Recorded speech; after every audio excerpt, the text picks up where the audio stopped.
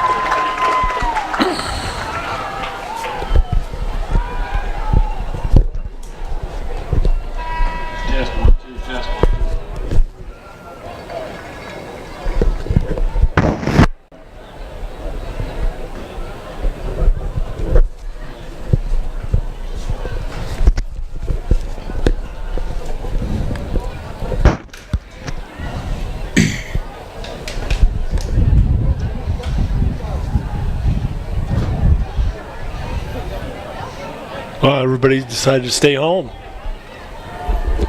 Yeah.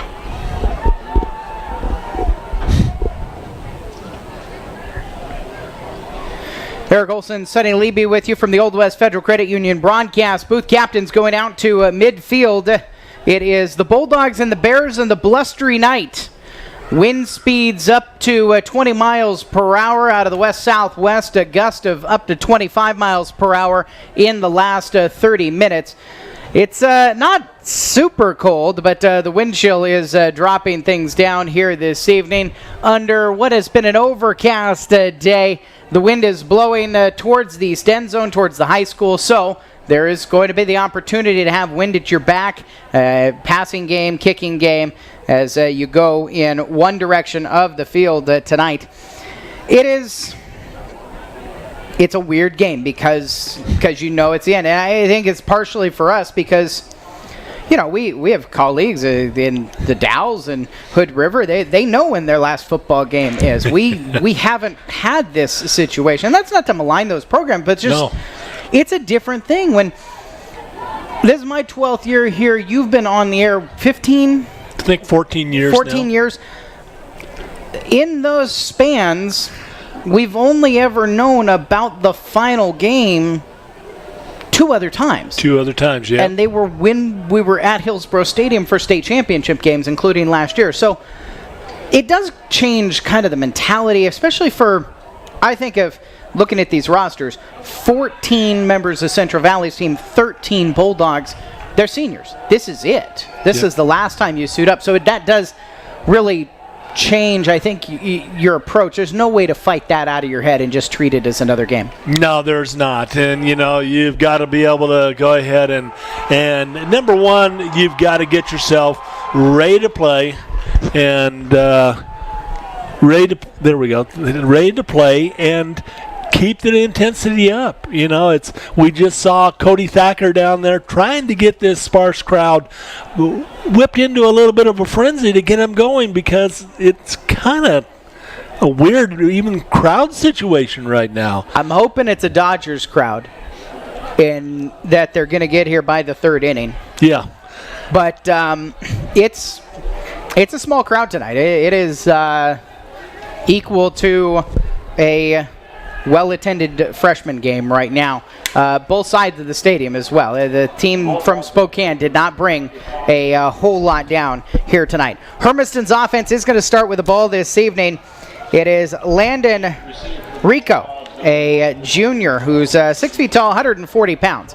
Right-footed kicker who will be kicking away. Back deep to receive for Hermiston. Jordan Ramirez to the left. Yabani's Razone to the right, both standing just inside their 5-yard line. Rico puts his foot to the ball, line drive down the middle, over the head with the wind at his back of Razone and out of the back of the end zone. 20-yard line's where Hermiston's offense is going to start. Andrew James, the senior quarterback, will lead his team out onto the field. Wyatt Nolan in the backfield with him. Yabani Razone, Garrett Walshley, Jordan Ramirez, and Trent Pitney, the receiving targets. The offensive line, Chase Bradshaw at the left tackle. It's Sergio Rosales at the left guard. Jacob Leby at center.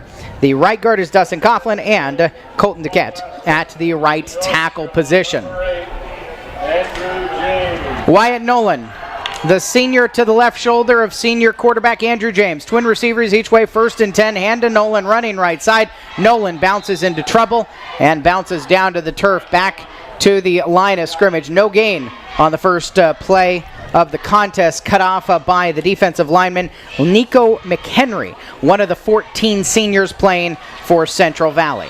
And Eric, that's one thing that I thought we could do. We could bounce the ball outside and not try and go inside the tackle on that inside zone. These guys are big in this defense. Nolan shifts over to the right side of James, and James will hand it to Nolan again, running left side. Nolan gets through one tackler and then is shouldered down at the 24-yard line. Pickup of just under 5 yards. That is his 201st rush of the season, and it brings his season total up to 1,455 yards. Average carry, about 7.3 yards per game. He's been into the end zone 21 times. 3rd down and 5. From the 25, left hash mark is where they spot it for Andrew James. He has 3 receiver options to the right. He's looking that way, flips it out into the flat, bobbled but caught and secured by Walshley. He comes back to the middle of the field, breaks a tackle, gets the 1st down yardage up to the 33. Flag out at the end of the play. Dustin Coughlin taps his helmet and puts his hands to the sky I think this one's coming backwards against Hermiston after what was a 9-yard pitch and catch to Walshley. Looked like a block in the back, Eric, is what they looked like, what they called. At least that's the signal that they gave. I mean, we will be able to pick up, 3 on the play before the penalty. But still, that's a huge play for a first down that got taken away. So Andrew James coming into the game, 104 completions on 177 attempts, has had 10 interceptions to 12 touchdowns, 1,273 yards coming into the game. The penalty brings the ball back to the 19 and a 3rd down and 11. For James, 3 receivers left, looking that way. Lots of time to the sideline for Razone, knocked out of play, incomplete. Razone had that ball float over his head and out of play, and Hermiston will essentially go 3 and out, and the penalty will put the punt team out on the field with 10:35 of the clock in the first quarter. And Juan Carlos Navarrete, he's one of the 13 Hermiston seniors, and Navarrete, game number 10 in his career playing tackle football. You'll be able to see him this spring right at about the spot he's at right now, the 5-yard line, just at the top of his 18-yard box when he's playing goalkeeper for Rich Harshberger's team. Punt into the wind, gets knocked down, and at the 38-yard line it's touched up by Hermiston. Brock Remmer is the one who was able to down the short punt for Hermiston. It goes 19 yards. Oh, nice spot. Give it 20. And from the 39-yard line is where Central Valley will have the ball. Matt Gabbert is the quarterback. He's 6 feet 5 inches tall, 220 pounds, a junior. And to his left shoulder is Hunter Chadarowski. Chadarowski is the top guy all over their offense. He floats out into the left flat and catches a pass there. In chase is Arnold, who pulls him down after a gain of 3 to the 35-yard line. Chadarowski, that's his 22nd reception of the season for 221 yards. He's in the end zone twice as a receiver, but he also has 112 carries, 910 yards, and 11 touchdowns. 90 yards to 1,000 for the season. That's one of the little challenges for Hermiston's offense. Their defense. 2nd down and 7. Chadarowski again out of the flat. Throw right side. Rifled pass. It is caught. Gabbert puts it right into the midst of Connor Caffrey. Caffrey, the senior wide receiver, hauls in the ball, and they get him just across the 30-yard line, but it looks like by a few inches short of the first down marker. 9.5 minutes left in the opening quarter. 3rd down and 1. Gabbert up to the line, barking signals to his line. Now he'll move Chadarowski to his right shoulder. Shotgun set for the quarterback. Takes a snap. Throw. Slant play over the middle. Bobbled. Secured by Caffrey. Caffrey's got the first down yardage. Pulled down at the 20. A 9-yard gain and a first down for the Bears. Ball spot on the 20-yard line.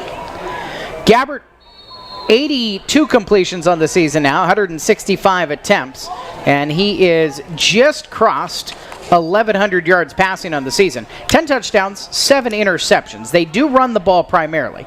Chadarowski moves back into a pistol set, a step behind Gabbert. Twin receivers to the left and twins to the right on 1st and 10 from the 20. Chadarowski up the middle, hesitates, gets caught as he ran into trouble. And trouble this time in the presence of Colton Duquette and Cash Campbell. A couple more of these Hermiston seniors dressing up for the final time here on Kennison Field at Bulldog Stadium. 8:38 on the clock in the first quarter. And the game is tied at 0s. Bears had good field position after the punt got knocked down by the wind. Wind at their back as they attack left to right now. Road uniforms are a white top, black pants, and they have a sky blue coloring. Gabbert to throw right side. Down off the hands of Caffrey at the end zone, incomplete. Had the step that time. It looked like maybe on Walshley, and just a little bit too strong. Hey, I was telling, Joe in the pregame that this kid has got a cannon for an arm for a guy that hasn't thrown that much. But man, oh man, he can throw the ball hard. Gabbert's in the shotgun. step behind him and a step to his right is Jadorowski on 3rd down and 9 from the 19. Low snap, pulled in, draw play to Jadorowski up the middle. He's brought down right in the middle of the park. With the wind at your back, I wonder if this is an opportunity for Rico to come out and attempt a field goal. This does appear to be what's going to happen with 4 minutes gone in the first quarter. Central Valley will try to score first with a field goal kick. Line of scrimmage at the 17-yard line. The kick's going to come from the 24, a 34-yard attempt out of the hold of Carter Childress. Rico had a touchback on his first kick on kind of a low line drive. This is right in the middle of the field. The kick is up, and it is good, just inside the left goal post. 7:30 on the clock. The 34-yard field goal will put Central Valley in front, 3-0. You're listening to Bulldog Football here on AM 1360 KOHU.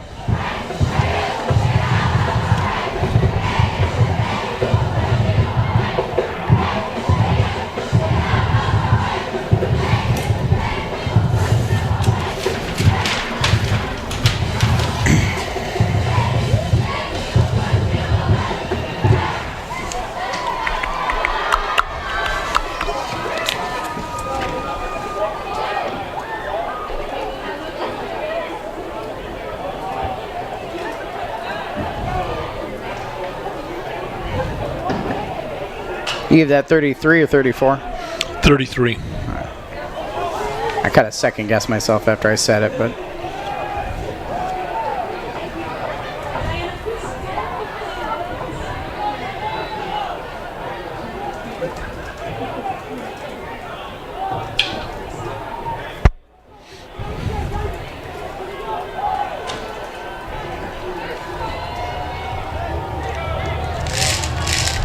I'm Eric Olson, he's Sonny Leby in the Old West Federal Credit Union broadcast booth. We're protected from what is a very windy night. It's really the first football feeling night of the season. It is. I mean, other than, and you know, the other ones were baseball feeling nights where we had the lightning and thunder and rain. But yeah, this has got the chill of fall. Rico, who just hit the 34-yard field goal to put Central Valley in front, will put boot to ball again and drive it over Yabani Rozone's head into the end zone and bow to the back. Bouncing towards Hermiston High School onto the track. Just about getting close to the 5-year birthday here of the new stadium. Turf field here in Hermiston at Bulldog Stadium down on Kennison Field. Beautiful track facility. Kind of the verbal tour for our Central Valley fans. 7:30 on the clock, and Hermiston takes over, trailing by 3 with Andrew James and Wyatt Nolan in the backfield. Twin receivers each way, ladder formation. Right to left for Ramirez on the toss play. Ramirez cuts upfield and is hammered from behind up to the 23-yard line. Jordan, they give him the 24, 4-yard gain on a tackle made by Brad Phillis.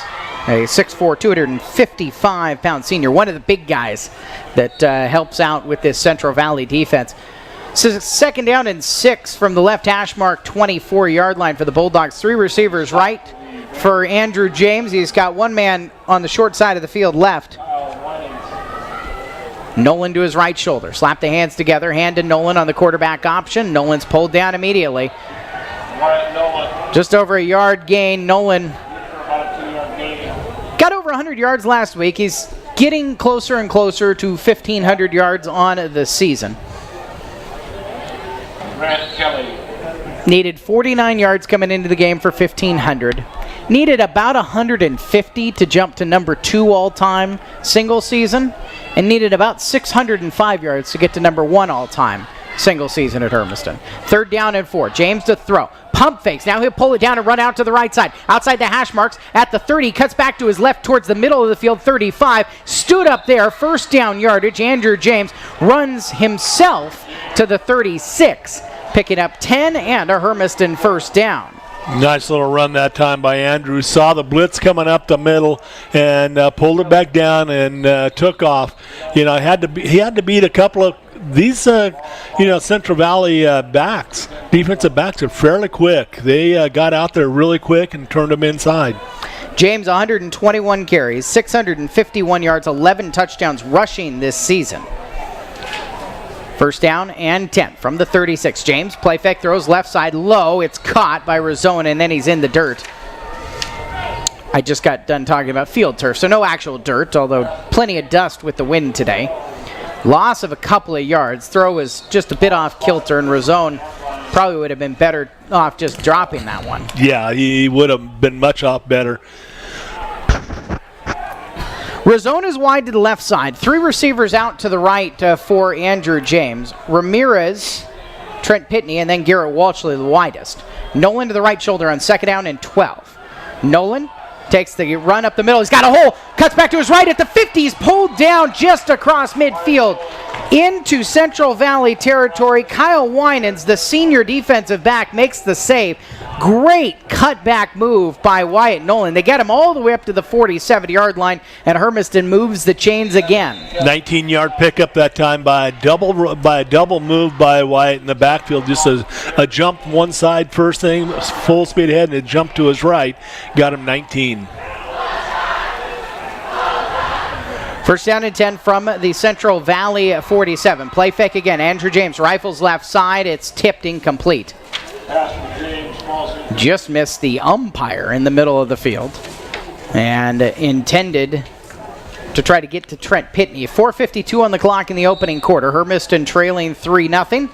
Their second drive of the game after going 3 and out on their opening drive.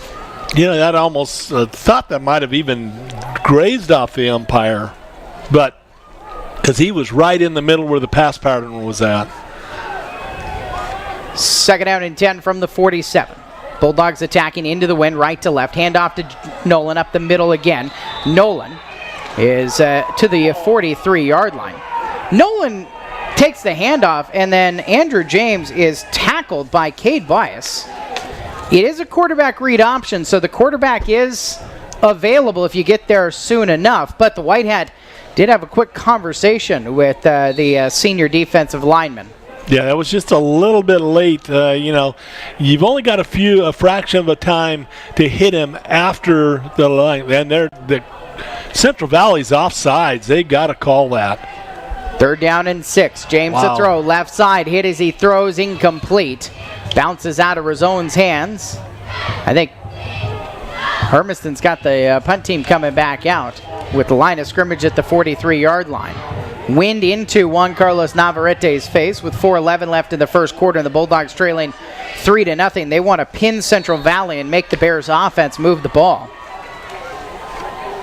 Hermiston, won the first kick around, hurried it a little bit too much. He thought he was getting a lot of pressure coming off the side, but had plenty of time.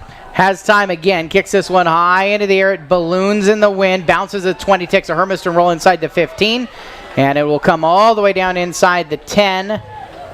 Finally at the 8-yard line is where Brock Remmer will touch it. And Hermiston does pin Central Valley and puts 92 yards in front of them, and a second score in this game. 3:59 left in the first quarter, 3-0 for the Bears visiting from Spokane. Well, what is it, the end of the first inning, and still not getting a whole lot of walk-in persons yet. So let's hope that they're not here. They're on listening to us on the radio. Join us on AM 1360 KOHU or online at GoHermiston.com and Mixler.com, our web stream powered by Eastern Oregon Telecom. Chadarowski is an up man, motions right to left across the formation. Handoff left side run for Zach Jongward. The senior caught in the backfield and dropped for a loss. Looked like Campbell was the last one out of the bottom of the pile, and Jongward is still down, favoring his leg, and a trainer from Central Valley hops out onto the field. Robin Barnhart to check on the senior running back, 6 feet tall, 200 pounds. And Zach Johnwood, so he's the second guy in. Again, it's Chadarowski a lot. But Johnwood still, that's his 75th carry of the season for 616 and 8 touchdowns. This is a team runs first, runs second, runs third, and then sometimes the pass. I mean, they're trying to set up their pass through their run. Yeah, he was actually their set. Last week they had both Chadarowski and Youngwood were both over 100 yards last week in their last week's loss, and they have a very potent running game. Second down and ends up 9. They did give him a yard on that carry. Johnwood off Chadarowski in the backfield along with Gabbert. The junior quarterback bends hands in front, turns hands off. Chadarowski bounces to the left side, has a seam at the 15-yard line, outside the numbers 20-25, and shepherded out of bounds around the 30-yard line by Ryan Arnold. Arnold, the junior linebacker. After the big run, they got it all the way up to the 30 on the nose. 2:46 left in quarter number 1.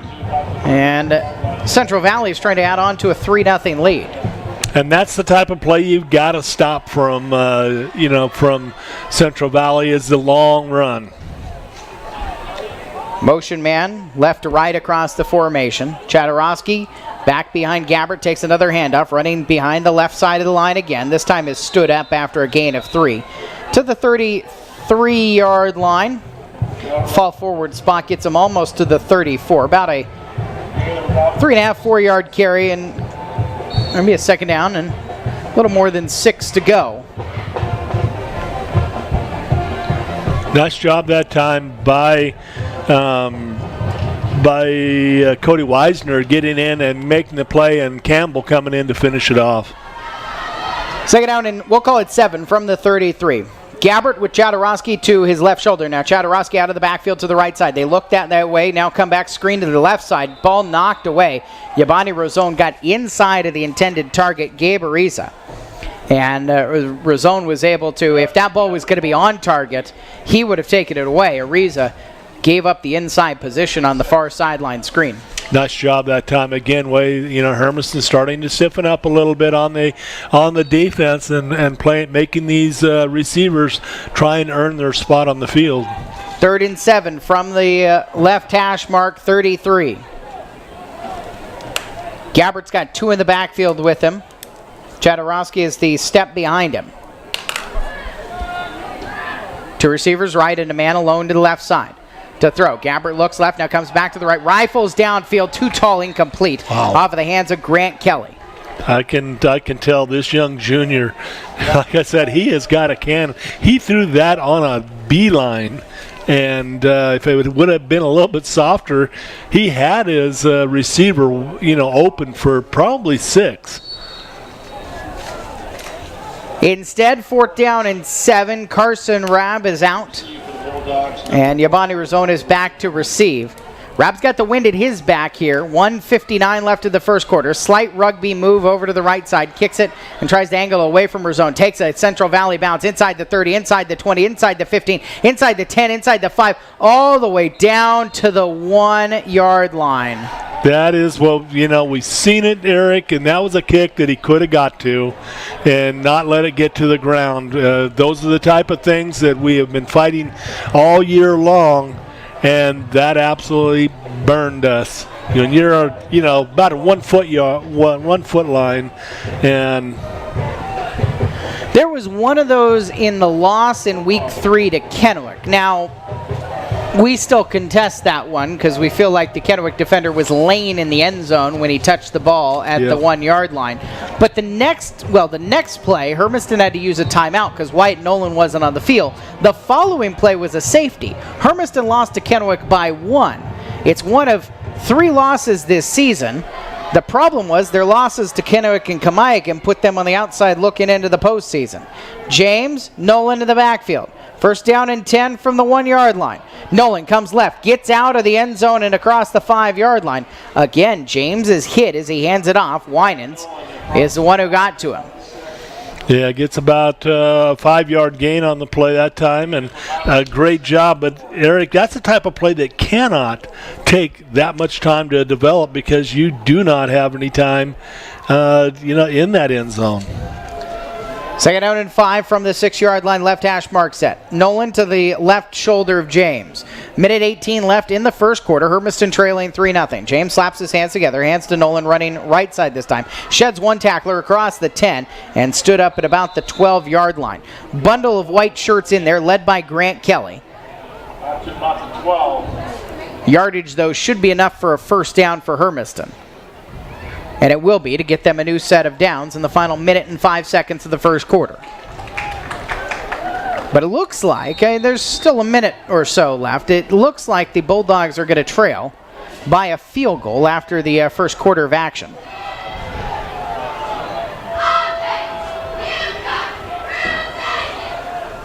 First and 10 from the 12, James. Hands again to Nolan. Nolan in trouble this time in the backfield. Dropped for a loss off of the edge. And a very active defensive lineman, senior Cade Bias, gets to him again.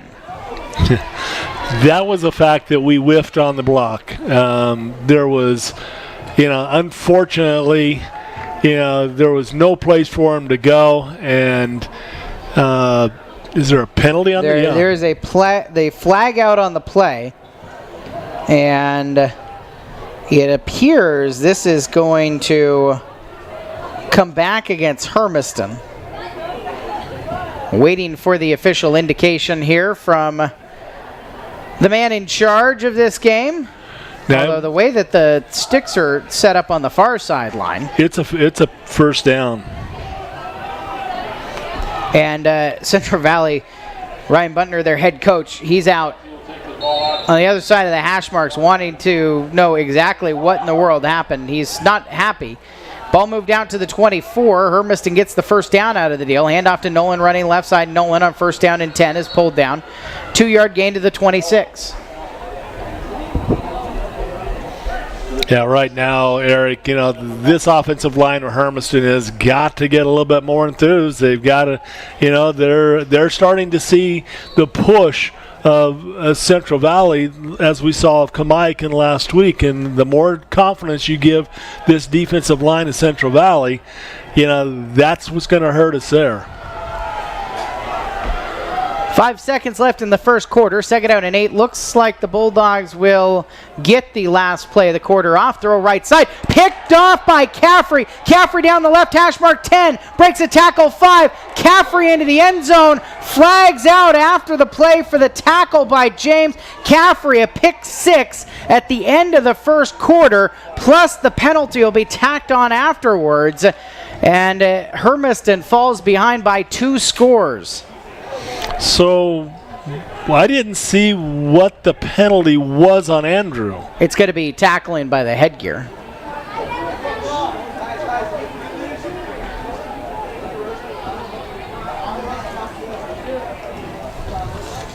I mean, that's speculative, but I can't imagine that's not what the case is. And they do have to ask Central Valley. Central Valley can decide, do they want to take the penalty on the kick and go from the 3 to the 1.5, or do they want to take it on the kickoff? Now, the interesting thing is the correct indication should be face mask is what they're going to call, and it will go against Hermiston. They'll take it on the kick because they're going to flip the field after this PAT, and so now kicking from the 45, you can get another touchback into the win this time, at least potentially, for the kicker. Landon Rico, who already has hit a 34-yarder, now to add the extra point at the end of the first quarter, out of the hold of Carter Childress. And the pick 6 is a pick 7. 10-0 Central Valley. 1 quarter in the books. You're listening to Bulldog Football on AM 1360 KOHU.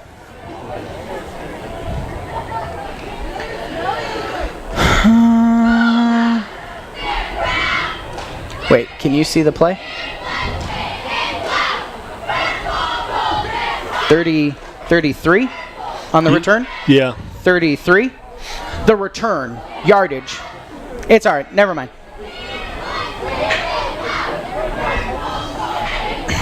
Right, number 1 had it. I think Right. it was 33 yards. Yeah.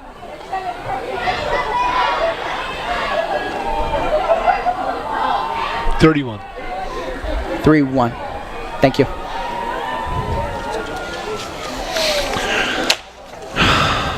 And it looked like Andrew was expecting that to be just a quick curl. That's where he definitely threw it out, where that would have been broke inside.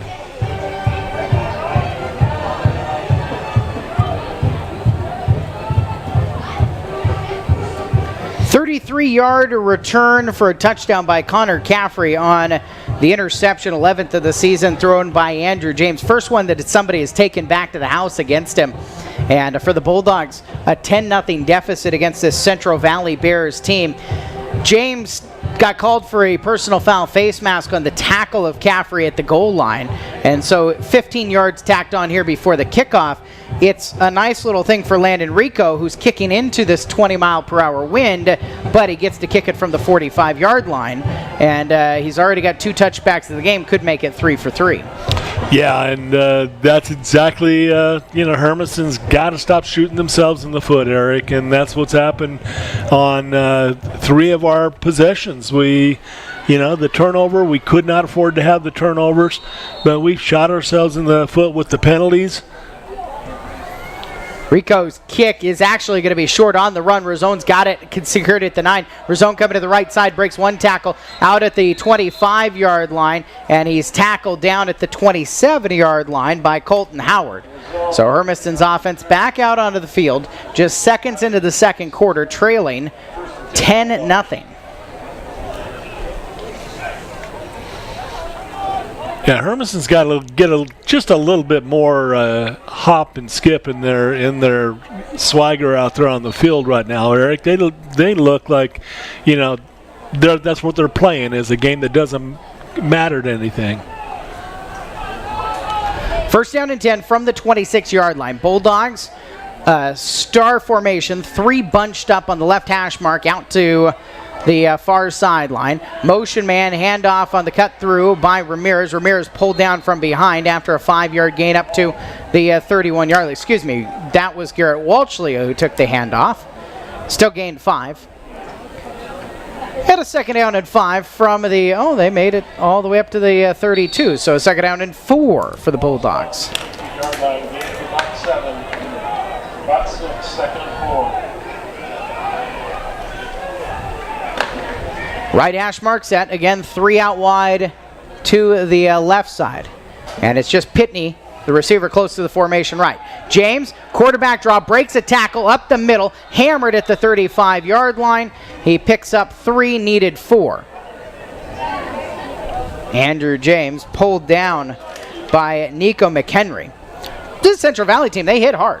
Yeah, they do, and they're quick. They've got good footwork out there. He might have picked up the first down, Eric, by that spot. It's going to be very close. But they do a very good job of, number one, getting rid of their blockers up front and putting people back in to the zone, to the zone read blocking of where Hermiston's supposed to be at. 10:55 on the clock in the second quarter. 10-0 for the visitors from Spokane at Central Valley High School. They pull the chains across the field to stretch them out and see if this is enough. I think you're right, Sonny. It is. Wait. They were pointing. Now they stop. Now they'll point. First down for Hermiston. A little bit of an uneven season for Central Valley. They lose to Bellevue in the opening game of the season. Then they beat Garfield. Once they got into GSL play, a shootout with Lewis and Clark, they lost 41-39. Then they come and beat Mount Spokane, and until last week, it was the only loss Mount Spokane had taken, 31-14. Pounded North Central, but everybody did that. Gonzaga Prep was able to pound them 35-6. Here's the 1st and 10 for Hermiston. Motion to Ramirez, handoff to Nolan instead up the middle, and Nolan is stood up and wrestled to the ground. Wyatt Wickham, a sophomore defensive tackle, in there to make the stop for no gain. So Gonzaga Prep, the loss there on October 5th, it made things pretty tough for Central Valley to make it into the postseason, but they responded with wins over Ferris and wins over University, two teams they should beat, and then lost to Meade 30-20 last week. That's what puts them in this situation here, playing at Hermiston, who lost last week to Kamiakin. 2 minutes gone in the second quarter, 10-0 deficit facing Hermiston. 2nd and 9, James rolling to the left side. He'll throw it out to the flat, incomplete. Trying to lead Walshley, threw it too far out in front of him. And 3rd down and 9. And Andrew just throwing the ball hasn't looked quite right. Has a pick 6 just a couple of minutes ago, right at the very last play of the first quarter. Yeah, right now, Eric, what Hermiston really needs to do, they're trying to throw these little quick outs, what are good, but we've got to be able to go ahead and stretch this field. Right now, they're putting everybody's within almost, well, everybody but one is within 10 yards of the ball. And we need to be able to stretch that defense just a little bit to get them to move. 3rd and 9 from the 37. James straight drop, looking to set up a screen. Defended well, throws it too hard, incomplete. Over the middle, looking for Walshley on a receiver screen, but Central Valley sniffed it out. And 4th down and 9 from the 37 means that Juan Carlos Navarrete will get to kick with the wind at his back. 9 minutes, 52 seconds left in the second quarter. And Hermiston trailing Central Valley 10-0.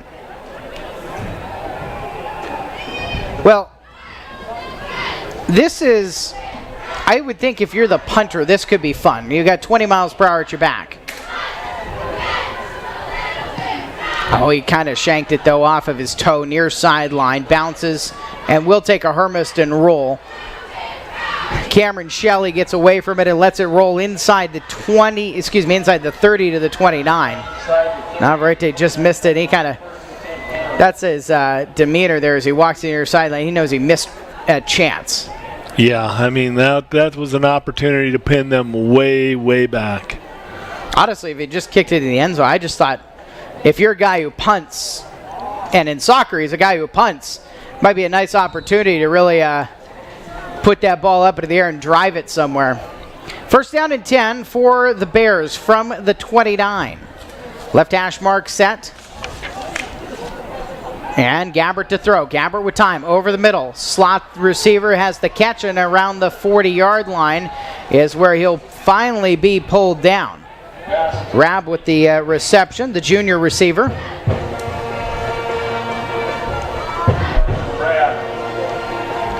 First down yardage, 12 yards gained to the 41.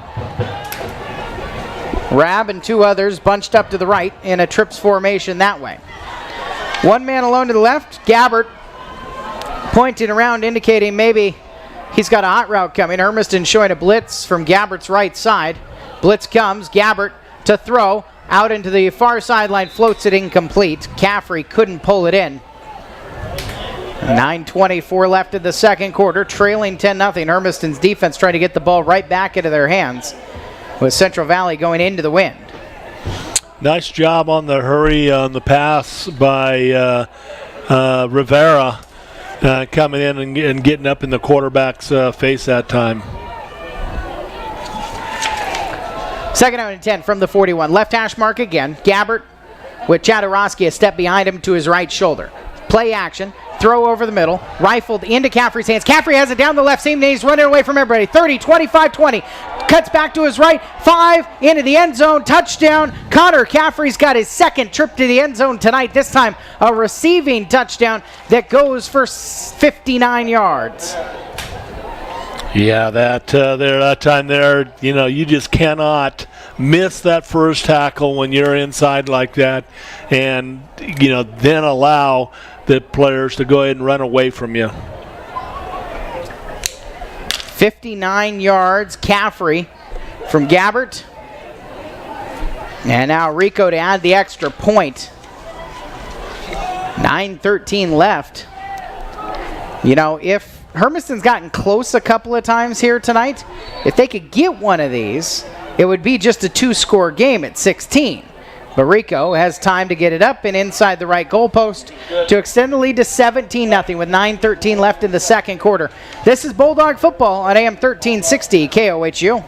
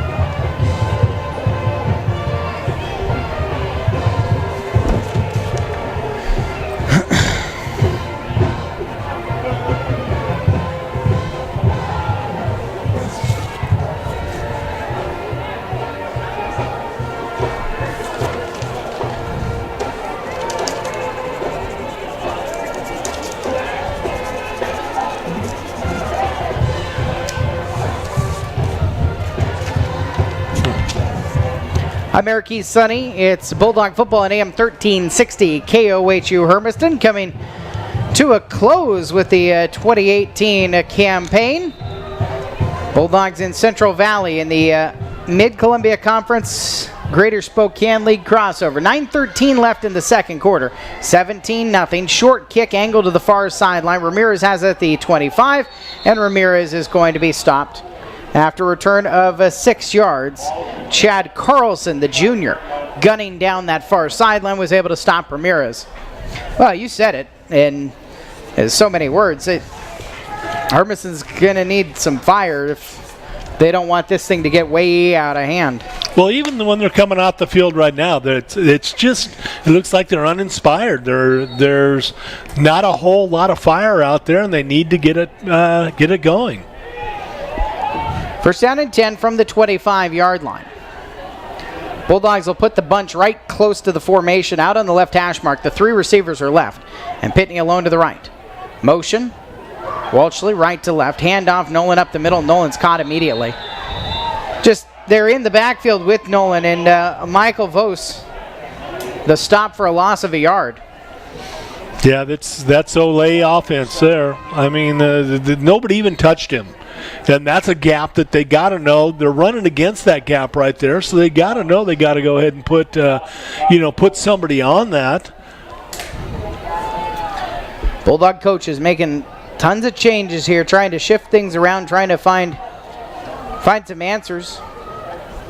Thacker, Pitney out there along with Wagner on this play, and James on a quarterback right. James gets hit at the 21-yard line, loses 3 more. It's an incredible generous spot here on the near sideline to say he got it to the 22. Yeah, -2 on that, and there's the example right there, Eric. That was a perfect example. There was no way that they should have been in the offensive backfield if we're blocking our scheme, the right schemes up front. Ramirez and Pitney to the right, Walshley and Razone to the left. On third down and 13 from the 22-yard line. James to throw. Time over the middle, incomplete. Over the head of Ramirez, who had not looked back for that ball. He and Andrew were on different timings. Fourth down, and Hermiston will punt again. But, Eric, this is the timing that they've got to get. They already know that Aaron Andrews not getting a whole lot of time to be able to do what he needs to do back there. They've got to be able to pick up what they're supposed to be doing right away now and, get their time and their clock to where they look up for the football. James, Ramirez, Nolan all standing around the 50 right now as the punt is away, and a big return coming down the near sideline. 40 inside the 35. Shelley's got it to the 33-yard line. Return goes for 24 yards. Yeah, nice job by Arnold that time making the tackle, or that could have got even bigger. Ryan Yeah, put the good wrap up on and then spun him down. If he would have got loose, there was a big gap going right up the middle of the field. Central Valley 17, Hermiston nothing. 7:36 remaining in quarter number 2. Attacking right to left into the wind, Central Valley. Gabbert, who threw a touchdown pass on the last play he had offensively. Play action, he'll throw again over the middle. Knocked away on a diving attempt. Great defensive stop there. And it was Wagner who knocked it out of the hands of the intended receiver, Grant Kelly. Second and 10. Second out and 10 from the 34-yard line.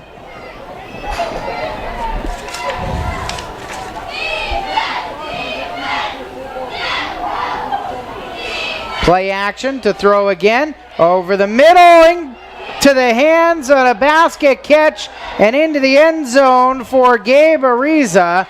34 yards. Ariza was able to haul in the pass thrown over the top from Gabbert. Gabbert's 12th touchdown throw of the season. And now it is a 23-0 lead on the verge of a 24-0 lead.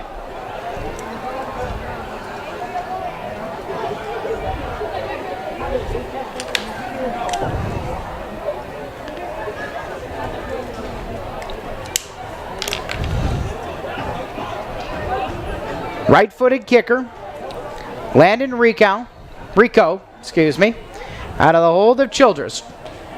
Good snap, good hold, kick is through. 24-0 with 7:23 left in the second quarter. And Central Valley has got the wind, a hefty one tonight, at their back as we will be back here on AM 1360 KOHU. How long?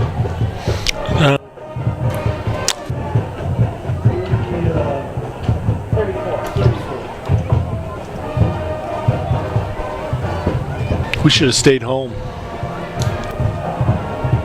Stay home. I know these guys upstairs are going to hear me on that one. Goodness sakes.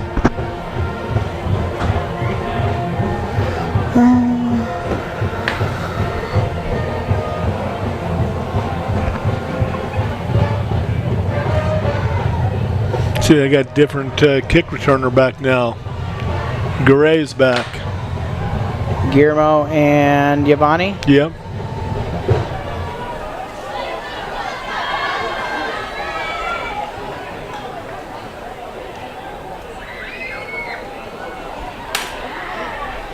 .7:23 left in the second quarter. All Central Valley so far here on Kinnison Field at Bulldogs Stadium.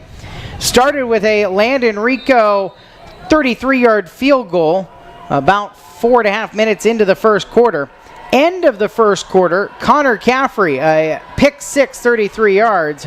Rico, little pooch, bounces, and at the 35, 36-yard line, it'll be fallen on top of by Zane Davis, who was happy to just secure for Hermiston's offense to get back out onto the field. But looking to find that fire here, you've got a almost 1,500-yard rusher, but got to move some furniture in front of him. Yeah, and that's our bad point of the game right now. We're just not moving anybody in front. Wyatt's got 43 yards on 11 carries so far on the night, but it's all being done by himself. 6 yards away from 1,500 for the season. Andrew James has Nolan to his right shoulder.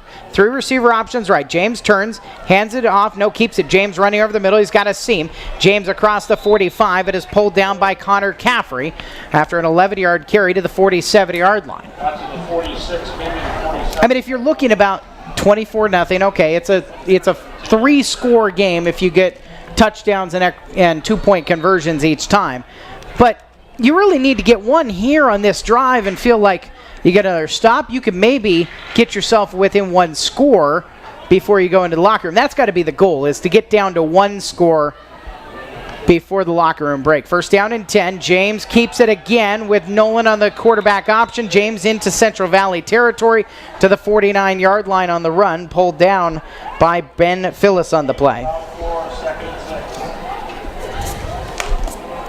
Yeah, nice little 4-yard run by James. That's just how quick it's got to be. I mean, if we're not going to get the blocks up front of everybody, then it's going to have to be absolutely real quick hitters by Andrew or by Wyatt to go ahead and make this running game go. 2nd and 6 from the 49, just into Central Valley territory. Nolan to the right shoulder of James.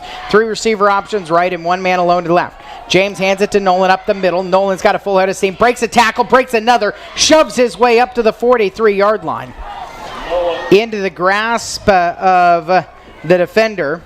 Shaber pulls him down.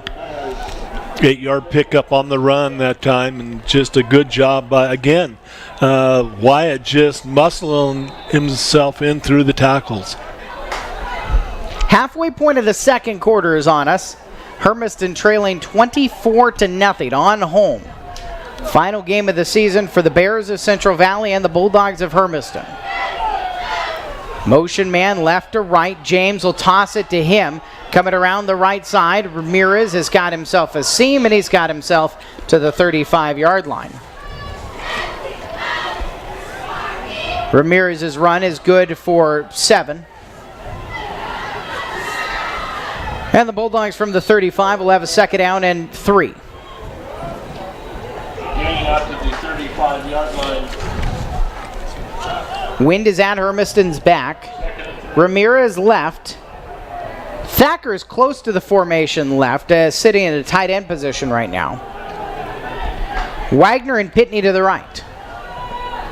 Ramirez left to right motion, like a fly sweep. Fake the toss to him, hand off to Nolan in the backfield. Nolan is caught, and Nolan will be dropped for a big loss into the paws of Hunter Schock. Losses back to the 40. Sophomore defensive lineman. Check that. That one was Phyllis. That was the senior defensive lineman. Wow. I mean, nobody touched him whatsoever. Nobody. It looked like he looped around. He looped around the edge that time with nobody touching him.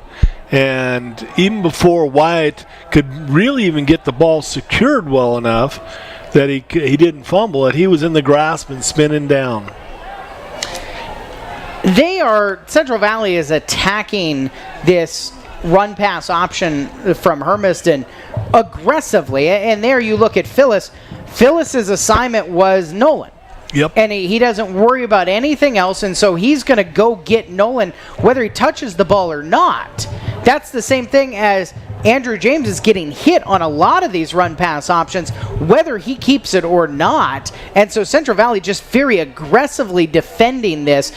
And it feels like the Bears' current philosophy is until they can beat us with the pass game, we're not going to respect it. Yeah, and I agree. I believe that's exactly right.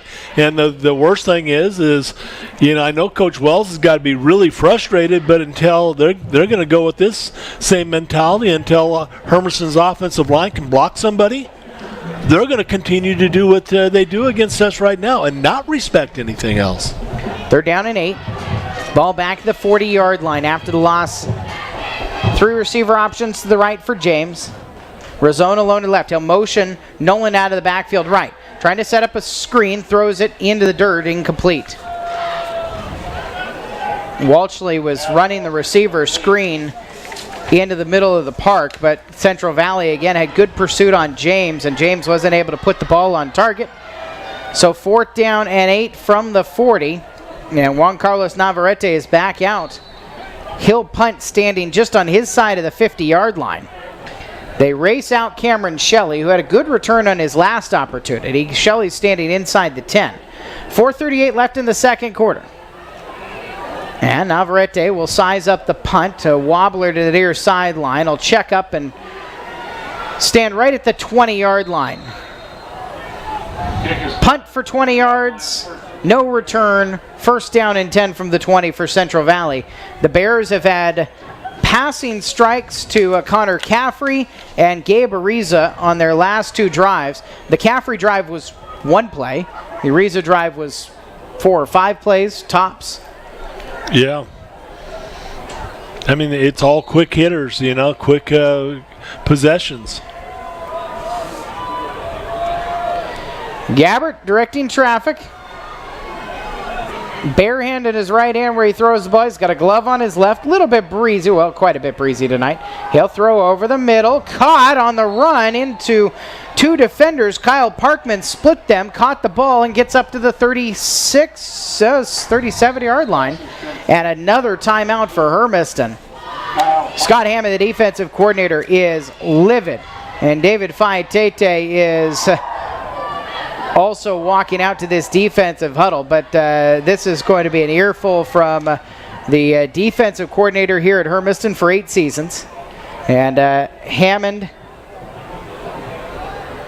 he's in the middle. And behind him, Gary Poston, who joined the program last year after a decorated career at Eastern Oregon University, led the nation in tackles in his last season playing linebacker there. And David Faitete, 11 years here at Hermiston. And he's just hands on his hips on the outside of this huddle here. I mean, it's tough for the coaches because you're trying to figure out what is the right button to push right now to get things fired up for this. I mean, this is a program that you look at. These seniors were all part of that state championship team a year ago. These seniors were this close to beating Kamiakin last week and finishing 1 in the MCC and hosting a game to get into the WIAA state playoffs in the first year in the WIAA. First down and 10. Throw it to the right side. Ball batted away defensively. Threw it right into traffic, and Guillermo Garay made the play.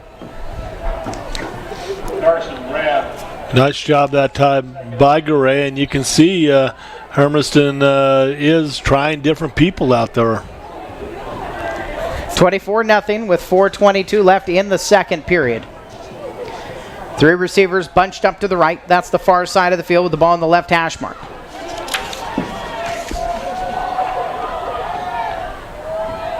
Gabbert, long count, play action, looking to set up the screen. We'll dump it into traffic and right into the hands of a receiver up to the 45-yard line.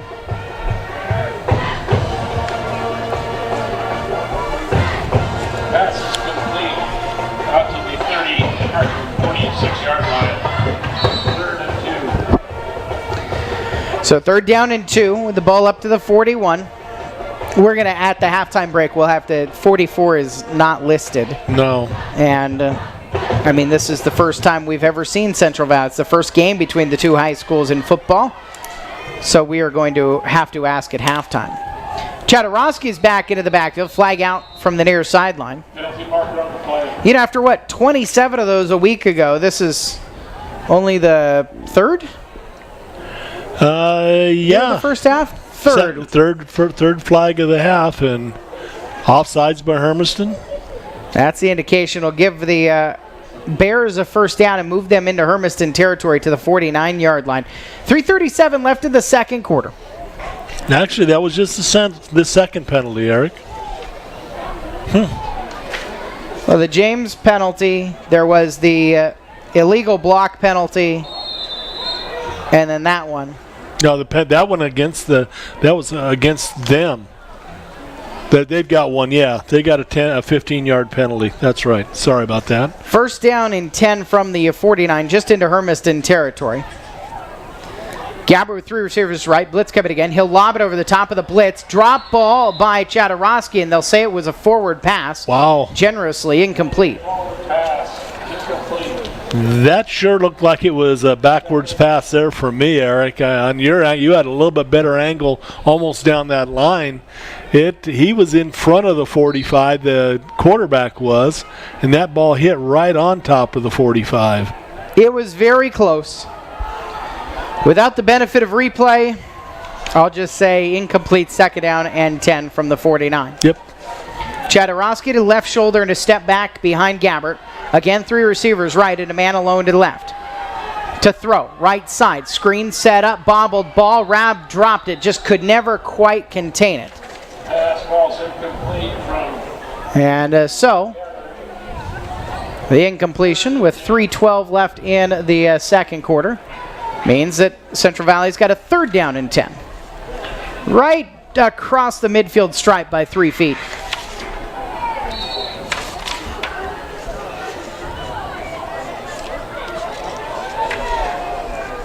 Bears don't huddle, not going super fast.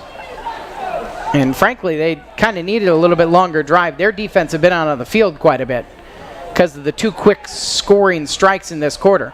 3rd down and 10 to throw. Rifled to the right side. Flag out as Rab catches it, spins to the right and gets a 1st down across the 40 down to the Hermiston 37-yard line. The marker came back near the line of scrimmage on the backside of the play.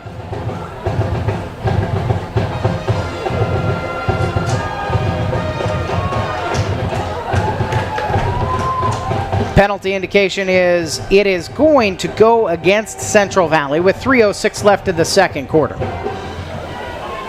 24-0 the score line. And 3rd down and long this time after the penalty. Holding is the indication. You know, they give them a microphone. Yeah. Give them a microphone for a reason, and they don't use it for a reason. I've been given some looks because I've always joked this season when they take the microphone down, it's only going to work for like 3 plays, so that's the point. And then they snap a look at me. I'm like, you know what? Why don't you go sit in the chair with your name on it in your box and you just stay there. Don't bother anybody. I'm kidding. We're all having fun here in week 10.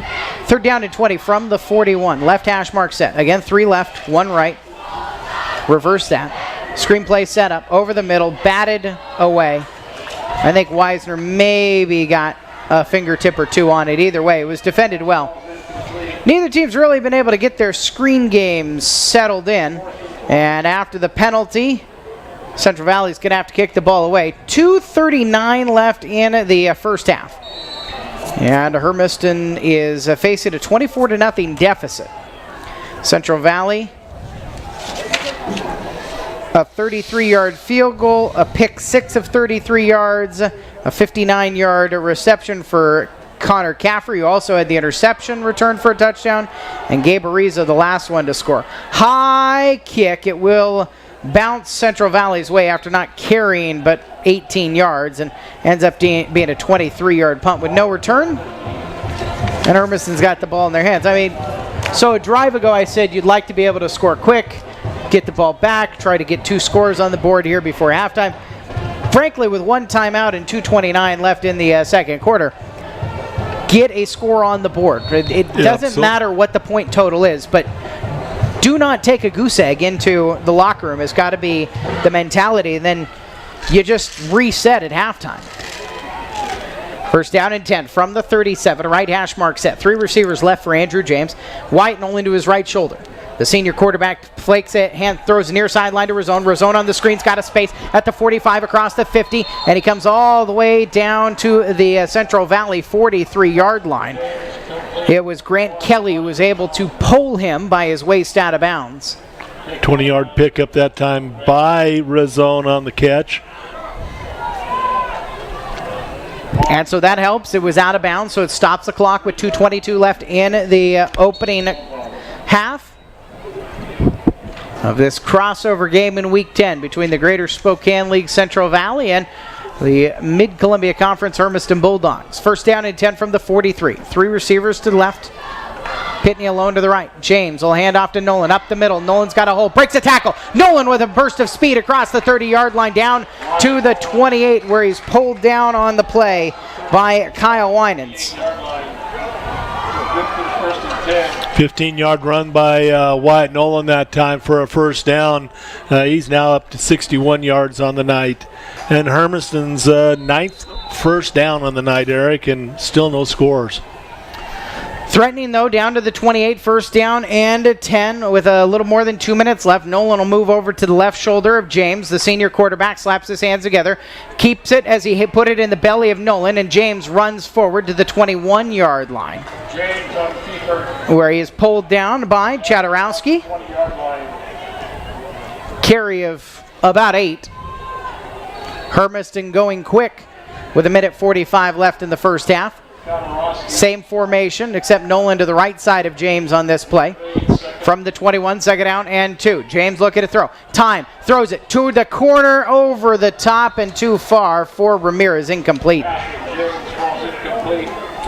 That's a tough pass on any night, but with a 20-mile-per-hour wind at your back, it is very difficult to measure that one out. Yeah, that's the only time that, I know Andrew's got to be, a little bit hurting there on that throw, but that's the one that he's got to be able to get up over the top and get some height on the ball to get it going and let Razone or Ramirez run underneath it. Third down and 2 from the 21. Right hash mark set.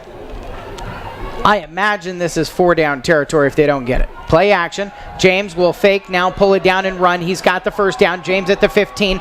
Breaks another tackle inside the 10-yard line and pulled down at the 9. Inside the 10 to about the 9. Andrew James has Hermiston set up with a first down and goal in the final minute 26 of the second quarter. Bulldogs trailing 24-0. Trying to get on the board. Twin receivers each way. James and Nolan, quarterback keeper, and caught for no gain.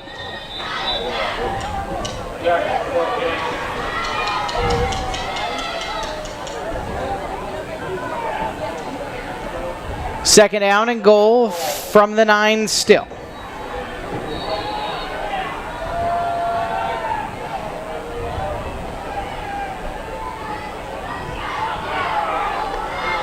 James with the back to his right, 3 receivers right. He's rolling that way to throw to the goal line, incomplete behind Ramirez. Jordan starting to show some frustration.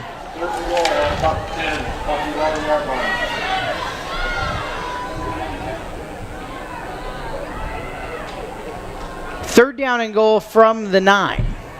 47 seconds left in the first half.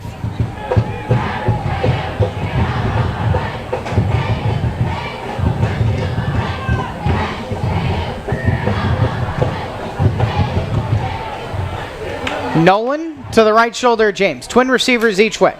Andrew to throw. Pump fakes. Throws it. Corner of the end zone. Over the top of Ramirez. Incomplete. A couple of Bulldogs pleading for some type of shirt pull or something. 4th and goal. 4th down and goal. And Hermiston's going to call their last timeout of the half with 45 seconds remaining.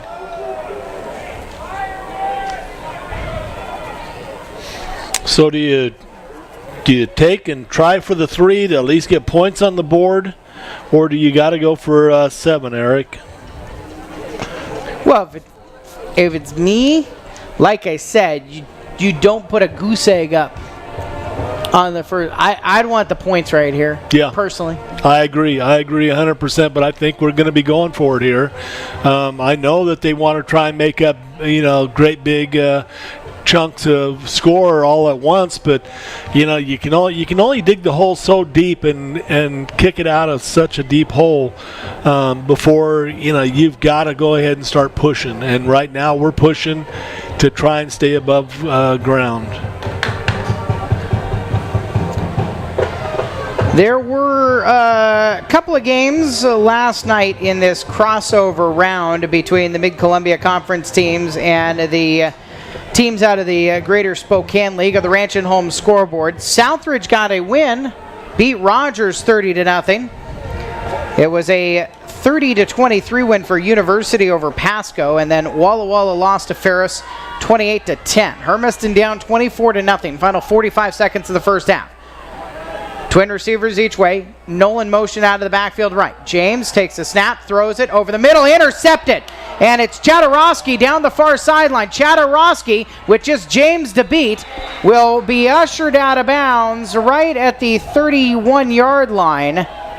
Second interception of the night for the Bears. And they'll say right at the 30-yard line, so a 29-yard return for Chadarowski. With 36 seconds left, Hermiston gets it all the way down to the 9, but now the Bears, who do have their full complement of timeouts, have an opportunity if they want to take a shot. They are into the wind, so it's not really one of those get down into a field goal position for Landon Rico. You got to get quite a ways down the field for that. But Matt Gabbert's got a couple of touchdown passes thrown tonight. 3 receivers to his left. Gabbert, time to throw. He'll go one-on-one down the far sideline, incomplete. Too much air under the ball that was intended for Gabe Ariza, who caught the last touchdown of the game. Yeah, it's like I said, this kid's a pretty impressive quarterback for not having many real games under his belt. Seeing his arm and his accuracy is really impressive. Chadarowski and Barrett in the in the backfield. Trips left again. Short side of the field is right. Ariza up there. Draw play to Chadarowski. Caught in the backfield and dropped for a loss. Great job coming up, and Wyatt Nolan was able to get a bit of frustration out with that tackle.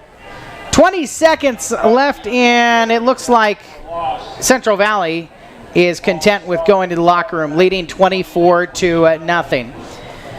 Tom Denchel Ford Country halftime show is coming up. Hermiston's got some drawing to do on the grease board here as they go into the locker room at half, trailing 24-0. We'll be back here on AM 1360 KOHU. There's no interview, but if you need to go, I can.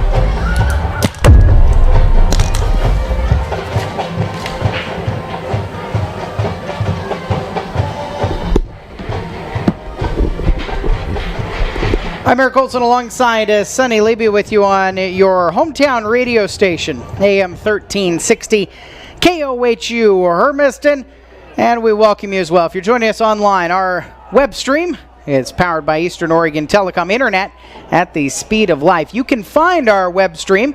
You can go to Mixler.com and look us up at 1360 KOHU.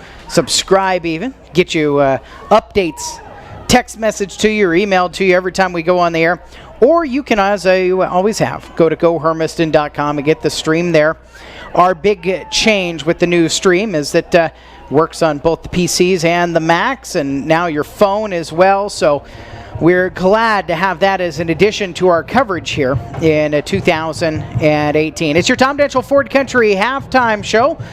And from the Old West Federal Credit Union broadcast booth, Eric Olson and Sonny Levy. And at the half, it is Central Valley 24, Hermiston nothing. We've said it. This is the end for both these teams, 14 Central Valley seniors and 13 Bulldog seniors. This is going to be the last time they suited up in their respective high school uniforms. Let's look at this from the perspective of this Hermiston senior group. They've, obviously a lot of headlines over the couple of years for Andrew James, 3 years as a starting quarterback, and he'll end up probably the number 2 passer all time in Hermiston behind Chase Cadutes. He's at least number 2 in the last 14 years. And obviously during the wing T era, there wasn't a ton of pitching and catching the ball. So it's been a season where he's battled being banged up. Just kind of the persistent infringement of football injuries are going to get you. Wyatt Nolan back out this year. He is over 1,500 yards on his senior campaign, and I look at the linemen, Sonny. What Jacob has done, your nephew, and Cody Weisner, primarily on the defensive side now, but did a lot of offensive work. Colton Duquette putting in his time over the years. This senior group, in the end, you always want your senior year to be the one that ends with, one shiny moment playing in your head. But they're all part of that team that won a state title last year, the farewell tour for Oregon. And I think it's fair to say nobody knew quite what to expect coming into the WIAA, the Mid-Columbia Conference. I mean, it's a conference that when you added Hermiston in, Hermiston, Chiawana, Kamiakin, Richland, all 4 of them had football state championships in the last half dozen years. So the Bulldogs have really afforded themselves well. It's going to be a winning season. Even if this doesn't turn around tonight, they're going to finish no worse than 6-4 this year. And they come into the WIAA, and there are a lot of people who thought they're going to come into the WIAA and it's going to be every night is going to be rough. They're not going to be able to win up here. And they've really been able to prove that they belong in this league and in this state. Eric, they've done all that. They've done all that all year long, and then they come into a game like tonight, where it's got you baffled, it's got me baffled on exactly what we're not getting done out there. And I know this Central Valley team is a very good football team, but so are we, and we're not showing that we're doing the capable things of competing right now. We're not finishing up patterns. Granted, and Andrew is throwing the ball hard. Those timing patterns to the posts in the corners of the end zones have got to be a little bit there, and that might be because of how he's trying to hold his shoulder down a little bit and throw it, but it's getting a lot of zip on it. But it's not that. It's the uninspired offensive and defensive line play that's not really getting it done right now. It's a situation that this is honestly the first time that I would not want to be the fly on the wall in the locker room at halftime, just strictly because I know as a player, as an ex-player of football, exactly what would be. I don't think there would be a jumping down anybody's throat. I think the coaching staff is probably saying, look, if you don't want to compete, let us know. We've got a bunch of players here that do want to compete. We've got a lot of young players that are going to be coming back next year that do want to compete. But right now, we're still 16 points or 2 full scores away from something that we never wanted to see here in Hermiston, against us. And I don't think we'll see it. I think that we're going to come out. I think the coaching staff is going to, I've heard Fatete's talks before where it's just a very even-keeled talk. But it's the right thing to do. I mean, they either want to play the game or they don't, and that's what I'm seeing right now. It's almost like everything that we're doing is, and it's not because Central Valley is that much quicker than we are or is quicker than we are. We're playing a half step slower than we're used to seeing ourselves play. That's just my eyes on field from up here and how we're seeing the game being played. I was going to go happy sunshine in the first segment of the half and then go what to do next in the second half. Yes. But we give the balance, the yin and yang there. It's 24-0. Central Valley in front of Hermiston. Here on the Tom Denchel Ford Country halftime show. When we come back, we'll get you some first half statistics. Try to pull down a couple of scores as well as we continue. Here from Bulldogs Stadium, down on Kennison Field, it's all Bears through one half of play here on AM 1360 KOHU.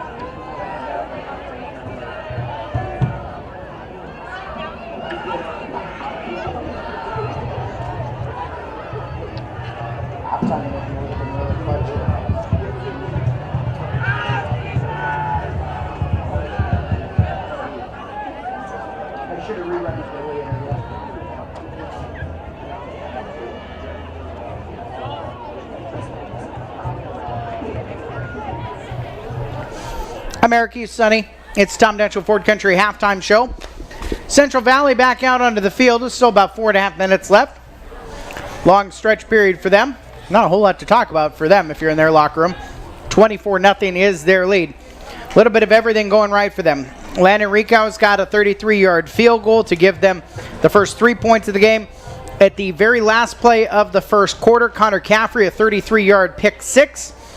And then Caffrey had a 59-yard touchdown reception on Central Valley's next drive to make it 17-0. Gabe Ariza about the midpoint of the second quarter, 34-yard touchdown catch from Gabbert, 24-0 the score line as we get closer to second half action. And we take a look at the first half stats. We'll go ahead and go with Central Valley. They had the ball. They ran the ball 6 times for 26 yards on the first half. Eric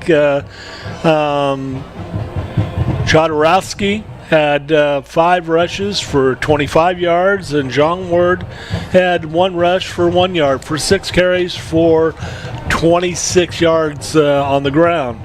Through the air, Matt Gabbert was 7 of 20. I mean, thought that he had hit a little bit more than that, but 7 of 20 for 148 yards and 2 touchdowns.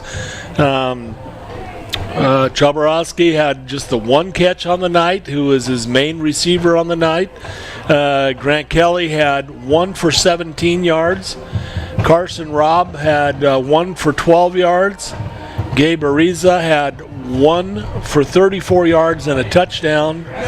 Ryan Hunter had 1 catch for 6 yards. Caffery had 2 catches for 68 yards and a touchdown. And Jared Thomas had 1 catch for 8 yards. And on the night so far, a total of 26 plays for Central Valley and 174 total yards. No turnovers for Central Valley. They had 8 first downs, and only 2 penalties for 25 yards. For Hermiston ran the ball 23 times in the first half for 114 yards. Andrew James, 8 rushes for 47 yards. Wyatt Nolan had 14 rushes for 61 yards, and Garrett Walsley 1 for 6. So again, 23 rushes, 114 yards. Passing wise, Andrew is 5 for 17 and 2 picks for 32 yards. Jordan Ramirez, 2 catches for 11 yards. Yabani Razone, 2 for 18 yards. And Garrett Walsley, 1 for 3. Hermiston had the ball for a total of 40 plays in the first half and 146 total yards. Hermiston had 10 first downs and penalties 2 for 20 yards on the night. So they trail 24-0 as we get ready for the second half here in Hermiston. The Bulldogs hosting the Central Valley Bears, and that's the end of your Tom Detchell Ford Country halftime show. We'll be back with second half action after this on AM 1360 KOHU.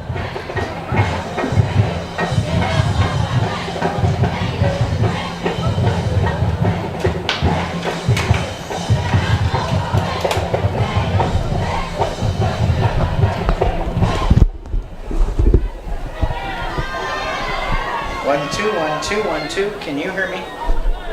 No?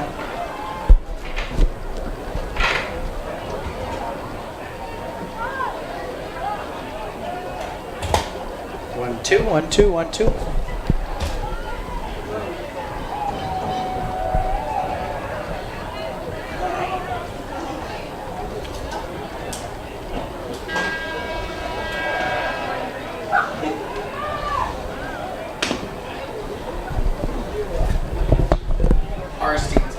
Okay.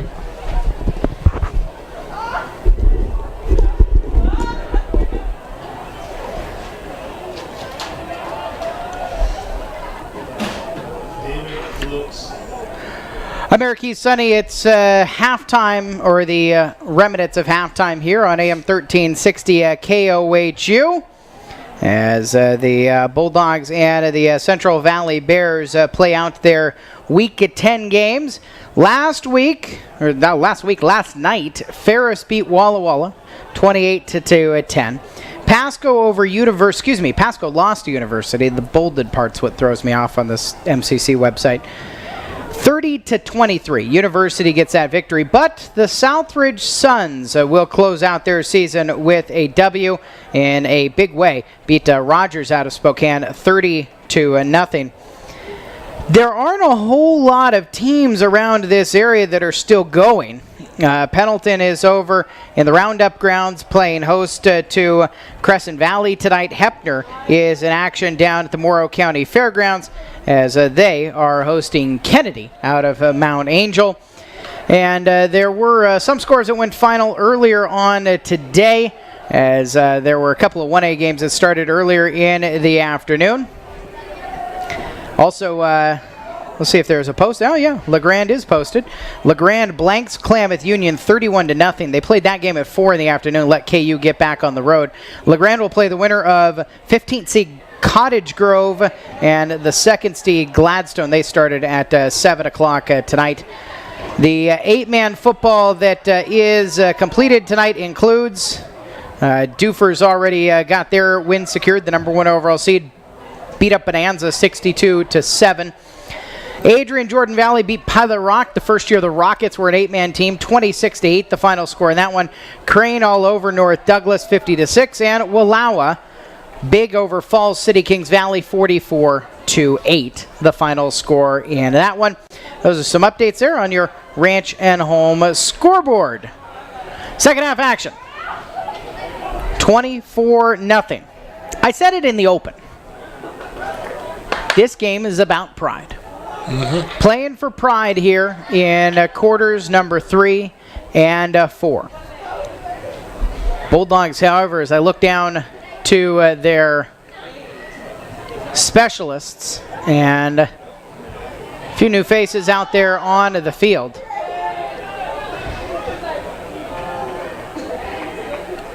A lot of new faces on the special teams there. Chase Bartley, he moved here from West Lynn this year. The senior, 6'2", 190 pounds. He's one of the gunners now with Guillermo Correa. Damian Rivera plays quite a bit on the special team. Zane Davis, always good for a motor out there. Sean Stewart. See Sean Stewart right in the middle of the pack. Ryan Arnold over on the far side along with Trevor Wagner, Nathan Wheeler, Cody Thacker, and the kick is away. That's a good kick into the wind, down to the 5-yard line. Taken by Shelley. Shelley moving to the middle of the field, breaks a tackle at the 15. Now come to his right at the 20, and Shelley is pulled down at the 24-yard line. Tackle made by Arnold. And Hermiston's starting defense will be back out on the field. Remmer and Razone, the cornerbacks. The safeties, Walshley, Ramirez. It'll be Wheeler and Arnold at the linebacking position. Zane Davis, the rover. Campbell, Thacker, Wisner, Bradshaw on the line. First down and 10 for Central Valley from their 24. A handoff for Chadorowski, and he fumbled the ball, and Hermiston recovered it. Wow. That one there just never got into the breadbasket there, and he turned the ball over. I did not see Ryan Arnold got the recovery. Wow. And so Hermiston, we're 12 seconds into the third quarter. Hermiston's got the ball, first down and 10 from the 25. This is one of those opportunities. You're into the wind, but a chance here to get a very quick strike. And here's the cliche, as much time as Central Valley had to score their 24, Hermiston's got that much time here in the second half. Nolan to the left shoulder, James. It's an option left. Pitch to Nolan, out to the outside left side, and he will be hammered. Held up and then hammered down by Wickham.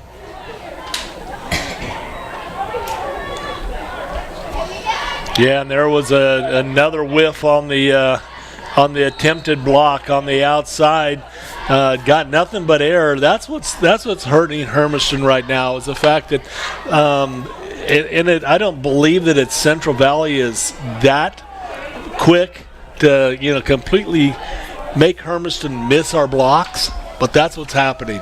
Second and 10, Nolan takes a handoff left. He's got a hole at the 20, 15, cuts back to his right 10, 5, touchdown flag out on the play. Wyatt Nolan looking for touchdown number 21 on the year. Excuse me, number 22 on the year. And I think in a way it could be number 30 on the year, because he's had... That's an over-exaggeration, but has he had 6 of these pulled back this year? Yes, at least 6, maybe 7. 6 or 7 touchdowns that have been wiped off of the board because of penalties. This time a holding penalty. happen a yard behind the line of scrimmage. It'll move it all the way back to the 36-yard line. Actually, Oh no, it was a downfield hold, so it only Yeah. moves it back to the 26 and sits 2nd and 11. yeah. Pitney, Ramirez, and Walshley to the right. Razone alone, the receiver to the left. Nolan to the left shoulder. James in the backfield on 2nd and 11 from the 26. James takes the snap. Straight drop, looking to throw left. Over the top for Razone, and he's shoved off with the ball incomplete. The fans that are here are able to be heard when they shout at an official when they feel that Hermiston's been wronged, because there are fewer of them tonight. And I think that official that's right in front of Coach Fatete just got the earful too, because he thought that they were wronged on that play. 3rd down and 11. From the 26, down 24-0. This is 4-down territory. Hermiston's got 2 shots to get a new set of downs. Nolan motion out of the backfield to the right. James straight drop, looking to set up the screen, coming back to the left, throws it over the middle, tip pass incomplete. They just have not been able to get this receiver screen to Walshley to work tonight. Pass from James, falls incomplete. Now, you know, one area, Eric, is, you know, our running back is actually, instead of getting tucked in underneath for that little screen, is getting tucked in.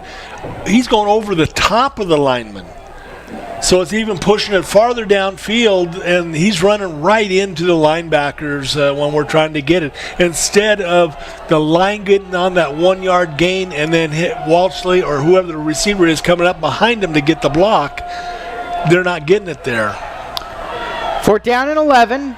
James to throw, has to scramble to his left. James going to pull it down, try to get the first down with his legs. He is pulled down at the 12, and will turn the ball over on a down. Pulled down at the 16. Comes up a yard short of what he needed. 10-yard run, and Central Valley with the ball.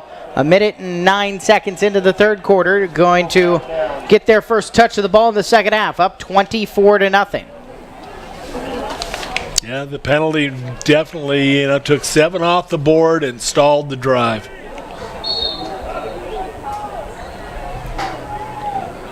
David Defiant-Tete told us in Chalk Talk before this game that the turnover battle was going to be a key. Hunter Chadorowski did fumble the ball last drive for Central Valley, but Hermiston has 2 interceptions, including 1 return for a touchdown tonight. So they're still trailing in that category. Keeper running near sideline. Gabbard doesn't run a lot. He's got a huge hole. Blocker in front across midfield. He stepped out of bounds on the Central Valley side of the 50 at the 47.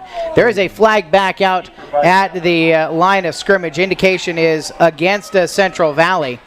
But you never see Gabbard run, and so when he pulls the ball down, tucks it, and runs, it is an opportunity for him to have a big hole to run through. Yeah, and this is going to negate a 24-yard pickup that time, and get the big 10-yard penalty, the saving one. I don't know why the court. Yeah, I know that he's been hurt the last for his first 2 years being quarterback, but he looked pretty impressive that time. It will move it back to the 10 with 10:43 on the clock in the 3rd quarter. 24-0 is the score line.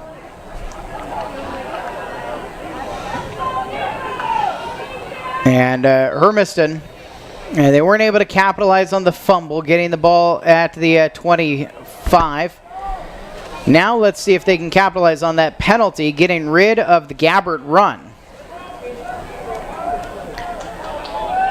Chadorowski to the right shoulder of Gabbard. Quarterback's got 2 receivers to his left, and H-back that way as well. On this 1st down and 16. Gabbard throws near sideline, space that way into the hands of Ariza. Ariza's on the run. Ariza breaks untackle. Ariza pulled down from behind all the way up to the 40-yard line. 30-yard pitch and catch for Ariza before he is tackled by Arnold. Falls out to the 40-yard line. Well, the penalty doesn't end up hurting Central Valley, and they're back out on the move. Trying to add on to their 24-0 lead. First down and 10 with 10:30.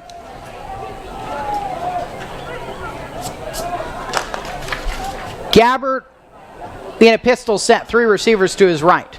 First down and 10 from the 40-yard line. Takes the snap, looks to throw into the near sideline. Harper there, and Harper dropped it.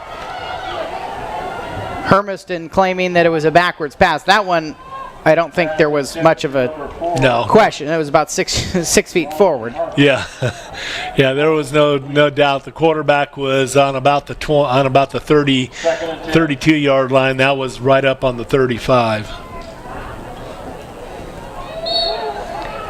Now second down and 10 from the 40-yard line.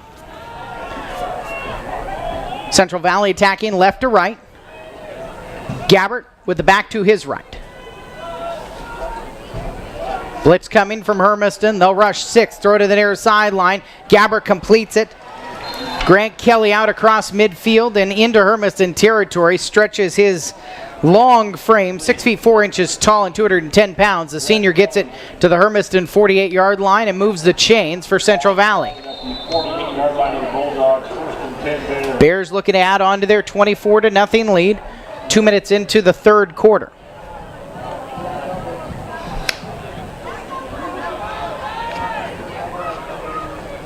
First down and 10 at the Hermiston 48. Gabbert, who's standing on his side of the 50 in the shotgun, takes the snap. Pump fake, throws over the middle, incomplete, little behind his intended target. Damian Rivera was in on the coverage for Hermiston, but it was behind him as well. Second and 10. Here's just a brief musing. Last week was the first time I had ever seen the pop-up net for Juan Carlos Navarrete here. Yeah. This week with the 20 to 30 mile an hour winds, it doesn't even go up. It's just on the sidelines. First, second down, 10, throw, tip, pass, incomplete through the hands of Kelly. But I just, for so long, I'd wondered, we often have a kicking specialist. They don't really do anything else. And this year it's even more prominent when you've got the soccer goalkeeper decides to come and hammer the ball with his foot. Yeah. We need to get one of those nets, and now we've got one, but it's one that won't stand up. But Central Valley's got one on the far side that's all ready to go. Third down and 10 from the Hermiston 48. Gabbert, who's been throwing the ball a ton tonight. Play action to throw over the middle again, incomplete again. Might have thrown that one to the umpire instead. Shelley was the intended receiver. And so fourth down's going to force a punt with 9:42 left in the third quarter. This was a Central Valley team. I mean, you look at their overall stats, they do have more passing yards than rushing yards, but they were kind of known coming in as a smash mouth team. Chadorowski, their primary guy, top receiver, top running back. And instead, it's been the Gabbert show tonight. The punt, new punter in, that was Rico who kicked that one. Kicked it, it was tipped into the end zone, and now trying to bring it out in trouble. Tackled, fumble. And they will say the ground caused the fumble out of the hands of Jordan Ramirez, but he's down at the 1.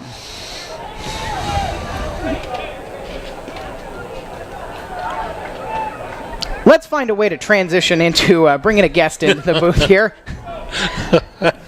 Hey, it's Casey Arstein, the head coach of the Hermiston boys basketball team, who's just made it into town here. You're a couple of weeks out. We've talked tonight about, Hermiston. We didn't know what it was going to be like to join the Mid-Columbia Conference for this Hermiston football program. So after this first down and 10 play from the 1, talk about what kind of your thoughts are early on as you get ready for this as well. Nolan out to the 4-yard line and pulled down there after a 3-yard gain. So you got a little less than a month now. How are your feelings getting ready to go into this thing? I'm excited. Like last year was nice to watch the team keep winning that transitions into basketball as well. Here, hold on a second, Yes. Casey. We're gonna give you that. You keep the headset on, though, so you can hear. And here's the second down play and another Nolan run, and he gets out to the 6-yard line, picking up 2 more yards. All right, so again, the idea of going into the MCC? No, we're excited. You know, it's a little bit different than football with the situation, whereas we've seen a lot of the teams. You know, last year we did play Walla Walla, did play Chiawana, and, you know, we see them all summer. So we'll be ready for what's coming. It's just, you know, competing. You know, it's a little bit different when meeting. Every team in the MCC is going to have 3 to 4 solid athletes, and that'll be great competition for us. But it's going to be nice. I mean, we're all excited for those 35-minute bus rides. We have a long trip to Walla Walla. It would take about an hour on a bus. James to throw on third down to Razone near sideline. Razone hauls it in right around the 37-yard line. First big connection between those two tonight, and Hermiston's able to get out of the proverbial shadows of their goalposts. Yeah, the Walla Walla trip, that was the longest one for football this year. It's nice to know you can get back before midnight unless there's 3 hours worth of lightning delays. Yeah, and we're excited for, you know, the competition every night. You know, not saying anything against our old conference, but, you know, we're going to have to be prepared for every single game and playing 16 league games and playing each of those teams only twice. It's going to be real fun, I think, for us as a team and for the community. Handoff to Nolan, trying to run to the left side. Nolan gets caught. There's a flag out on the play on this 1st down and 10. Nolan somehow shimmies his way up to the 43-yard line, picking up 5 on the carry. That started at the 38-yard line, but we got to check on the marker. You got quite a few guys who are out here on the field tonight. So when you look at what you've been able to do during the fall, what have your numbers been like, just seeing guys in open gyms, stuff like that? Numbers have been great. You know, we like to, we'll carry 40, 45 kids in the whole program. Have about 4 seniors that aren't playing football. And so they've been able to get in the gym and play a little Sunday fall ball over in the Yakima Tri-City area, which has been great. You know, one thing about being a basketball coach is you want the football team to keep winning, and then, of course, you also want the football guys that play hoops to stay healthy. And, you know, looking at things, talking with AJ, I think, you know, Andrew James might be out for a little bit with us with his shoulder. You know, he can't really raise it above his head too well. Other than that, we should be pretty healthy, but, you know, it's still early. We're still a week away on Monday, and you never know what can happen the first couple weeks of practice before we host Lewiston. I think on Friday, December 1st is the date. I'm not sure on that 100%. 1st down and 10 from the 40, moved into Central Valley territory. That was a face mask, a 15-yarder, away from the play on Central Valley. Throw through the legs of Razone on a drop on 1st down and 10. 2nd down and 10, 7:52 left in the 3rd quarter, 24-0 Central Valley. Hermiston trying to take advantage of that personal foul penalty, and they're into Central Valley territory, still looking for their first points of the night. Casey Arstein, the head coach of the Hermiston boys basketball team, up in the Old West Federal Credit Union booth with myself and Sonny Levy. Get you 2nd down and 10 here from the 40. Left hash mark set. The receiver options are all to the right for Andrew James. Wyatt Nolan is to his right shoulder as well. Andrew slaps his hands together, fakes a handoff. He'll keep it running up the middle himself. He'll bounce off a one and another and be pulled down. Connor Caffey, who picked him off and returned it for an interception touchdown earlier in the game, credited with the tackle at the 34-yard line. And 3rd down and 4. When you look at last year, you had a pretty junior-heavy team, so you got a lot of seniors coming in this year. So what did you learn about that group? We'll get that after this 3rd down and 4. James, 3 options to his right. Razone alone to the left on 3rd and 4. James looking at run now. He'll pull it down, and he splits and sacked and dropped back at the 38-yard line. Right down Broadway, it was Preston Grote who was able to pull him down. 4th down and 8 coming up. But this group, I mean, you return almost everybody. So yeah. What did you learn about them last year? You know, you learn who can step up when things get tough, and I think all those guys that are coming back as seniors, they played a lot of basketball together, and they've dealt with different situations. You know, you want to win every game, and it's nice when you can win games by 15, 20 points, but, you know, last year that definitely was the case. The kids were able to figure out ways to win some big games, you know, especially after starting off the year. We had a 4 or 5 game stretch there, playing in a couple of tournaments over in Corvallis where we lost about 5 in a row, and I think the kids grew a lot mentally, and I think you're going to see a difference physically this year as well. Ryan Andreessen's pushing 6'4". Blake Davis, who will be a junior for us, I think will surprise some people in the community because, you know, not everyone watched 32 minutes of JV basketball last year. So we have seniors, but I think I have a couple of juniors that are going to help us hopefully be 7, 8, 9 deep, which will be good overall. And I'm excited to have those seniors back. You know, not the craziest athletes. I think Ryan Andreessen's probably our best all-around athlete when it comes to being a basketball player, but some very smart kids who can, I think we'll be able to shoot the ball pretty well, but there's a lot more to the game than shooting. So each game, you like to, about the first 8 games, kind of see where we're at. But the thing about this year, we only have 4 non-league games, and only 2 of them are before we actually start league. So it's going to be interesting but fun at the same time. I'm looking forward to it. A 4th down pass goes begging. Hermiston turns it over on downs. So Central Valley ball. The Bears have it, leading 24-0 with 6:26 left in the third quarter from their 37-yard line. Matt Gabbert, the quarterback, with Hunter Chadarowski to his right shoulder. Chadarowski flies out into the right flat. Lob over the middle. Tipped pass and in between 2 receiver targets. Incomplete. Caffey had it off of his hands, and then Childress couldn't quite secure it. 2nd down and 10 coming. It's interesting you mentioned about Ryan Andreessen. Normally when you think about a guy going from their junior year to their senior year, you talk about them adding onto their frame. It's bulk. It's, oh yeah, he put 20 pounds on in the offseason. Not he put 3 inches on in the offseason. It's a nice luxury to add on here. 2nd down and 10 coming up from the 37-yard line. Gabbert to throw again, near sideline, lobs it. Chadarowski has it on the near side. Garay wasn't sure where he was. Chadarowski runs past him and is pushed out of bounds. Garay was able to recover and shove him out at the 37-yard line into Hermiston territory. Big gain and a 1st down and 10 coming in Hermiston territory. But what do you need? I mean, Andreessen, you relied on him a lot last year. What do you need from him in his year 4, his senior year? Senior, definitely to be more aggressive and create stuff for us off the dribble for himself and for other people. Teams are going to find out, they're going to scout us. They know he can shoot it. They know Cesar Ortiz can really shoot it. So we got to find guys to create and attack the rim and finish inside. Adrian Mendez isn't our tallest player, does a good job with good passes when finishing.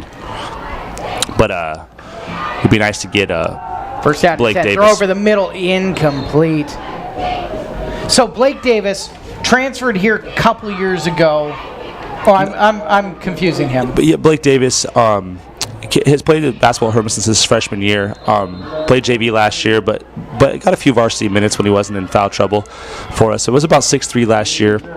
He's about 6'4", and probably 210 pounds. One of our bigger players. Unless you get girls off our girls team, then it'd be different. But last year, well, and that's the nice thing about Andreessen's growth spurt is last year I got to say all year long, the tallest basketball player in the program was Jordan Thomas. Yeah, boys and girls, and so now you did get somebody taller than Jordan, which is nice. I think I'd have to see him back to back. Jordan might have grown too. She looks good in open gym. Talking to Coach Rodriguez as well, so I think she's going to have a good year for the Hermiston girls team for sure. An injury for Central Valley on that incompletion, and a receiver off of the play, away from the ball, helped off to the side. 2nd down and 10 for them. They're at the Hermiston 37-yard line. Trips formation to the left for Gabbert. And a man alone to the right. 24-0 is the lead for the Bears, visiting Hermiston here in this Week 10. Season ends for these two teams tonight. The 2nd and 10 play. Gabbert, long hold. Clock's not spinning, just a long count. Hands off. Chadarowski running to his right and is stood up at the 35-yard line after a gain of 2. What do you do in the next couple weeks before you could officially call it tryout day 1? Kids are in the gym after school with Coach Stroh, who does the main strength and conditioning, so the kids aren't playing football.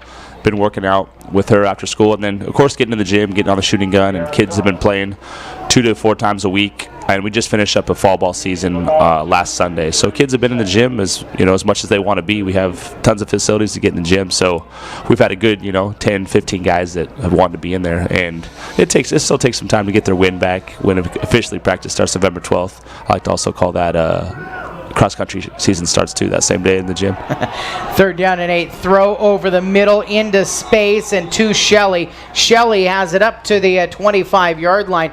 Just was able to sit down in the middle there and find a little opening to get the 1st down yardage. And an extra set of downs coming for Central Valley as they move deeper into Hermiston territory, trying to add on to the 24-0 lead.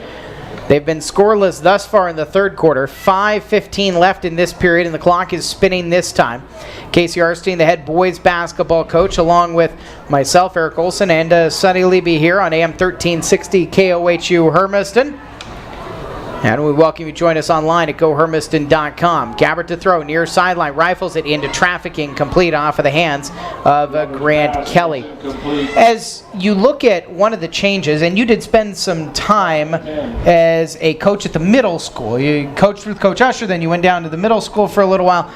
The idea of having the middle school programs playing in the same league as you, essentially, how does that help, you think, your program building?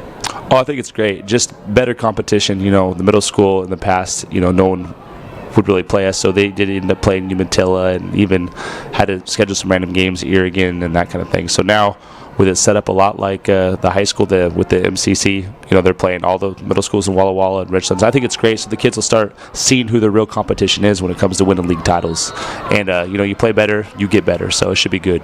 Second down screen to Kyle Parkman on the right side. Parkman gets it up to the 20-yard line. And a third down and 5 facing the Central Valley Bears. 4 minutes, 35 seconds remaining in the third quarter. And the clock's spinning right now. Central Valley still no huddle, but they are taking their time in between plays. Hunter Chadarowski to the left shoulder of the quarterback, Matt Gabbert. 3 options to the left and 1 man alone to the right side.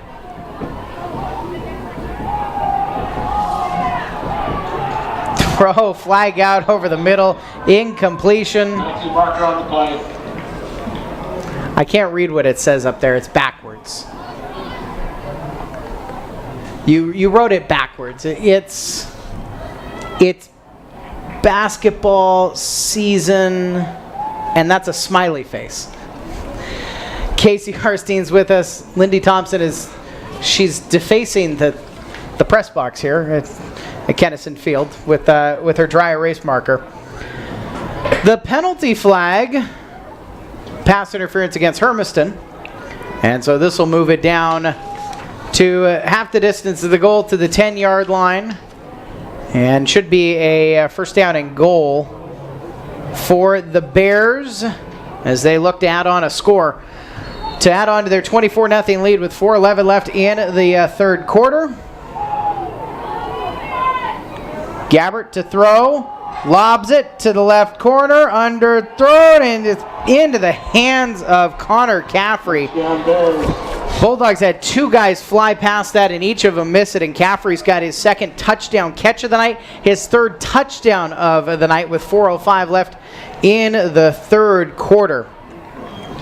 All right, it's going to be hard for me to ask this because it's not to, second guess Monday morning quarterback here, but if you were in the situation of where David and the coaches are right now, what kind of message do you have here there's a quarter and 4 minutes left in the season, and it's now it's a 30 or maybe a 31-point game depending on what happens with the Rico kick. We'll see Rico to kick, and it's good, and so it's 31-0. When you're in a game like this, how do you try to salvage the last essentially 16 minutes in the season? It's kind of the relationship that David's built with the kids over the years. He knows his kids, and this might be a time for him to get the seniors who he knows still wants to compete out on the field, or also pull them off to the side and enjoy moments with them on the sideline and let some young guys compete a little bit. As a player, but definitely, David right now is a little bit frustrated with himself, I'm sure, but he understands that, it is about the kids right now. They're not going to be coming back 31 points, so he'll probably pull AJ off to the side and Wyatt Nolan and, soak it all up. I'm sure it's going to be emotional afterwards because it's never fun saying goodbye to your seniors when this is it for them and how much time they put in for you and that relationship you built. Have you thought about, this senior group that you're going to have is a group that they've been together forever and ever and ever, and they've been your group coming up through your years since you took over. Have you thought about the fact that, it's a ways out, but you're a couple of weeks away from starting your last season with them?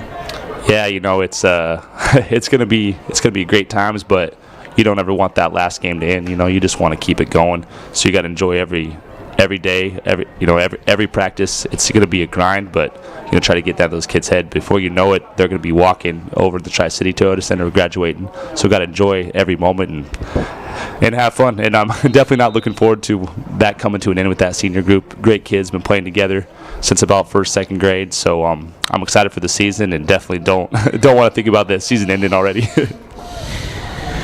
Yeah, it's really an unfair situation for me to put you in, but it is kind of interesting. I think, does a coach think about before the season's even started that your time with those players is dwindling? And I mean, I can say this. I don't mention this often, but I am now the head coach at Umatilla, and I've got 12, 13, 14 seniors on a list right now that might be playing. And you think, I mean, you're a couple of months away from saying, hey, that's your last game. Good job. The kind of messages you have, the way you kind of set up your messaging for a team when you know your team's senior laden, something like that. All right, this senior group, first down and 10 from the 20. They take over.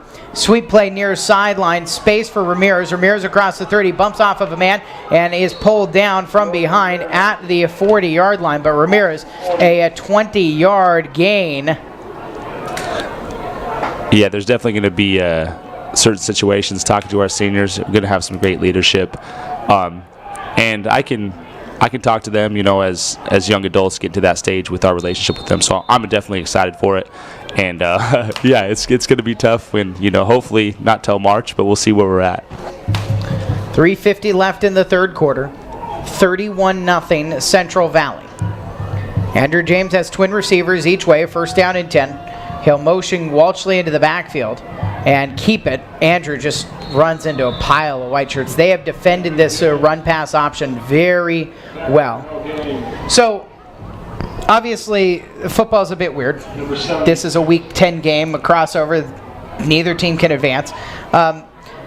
Can you illuminate us? How does the basketball postseason work? What are you shooting for? Obviously, you're in the MCC, but what's the process? A little bit like football, but in my eyes, it's a lot better than football. When it comes to that 3A, 4A split, if you are the top 3A team in our league. Here, let's get second down and 10. James pulls it out of Nolan's hands, throws it over the right side. Ball tipped around. Walshley catches it after it's tipped twice by the defender, Chad Orosky, who almost had his second interception. Instead, Walshley has it. It's for a loss back to the 36. So, 3A, 4A split, but similar and different. Yeah, as long as you are finishing out of the top three out of the four in our 3A, there's a District 8 crossover regional tournament in Spokane where, that's seeded. So if you are the number one 3A team, you'd get the number one seed and not have to play the number one seed out of the Spokane 3A league,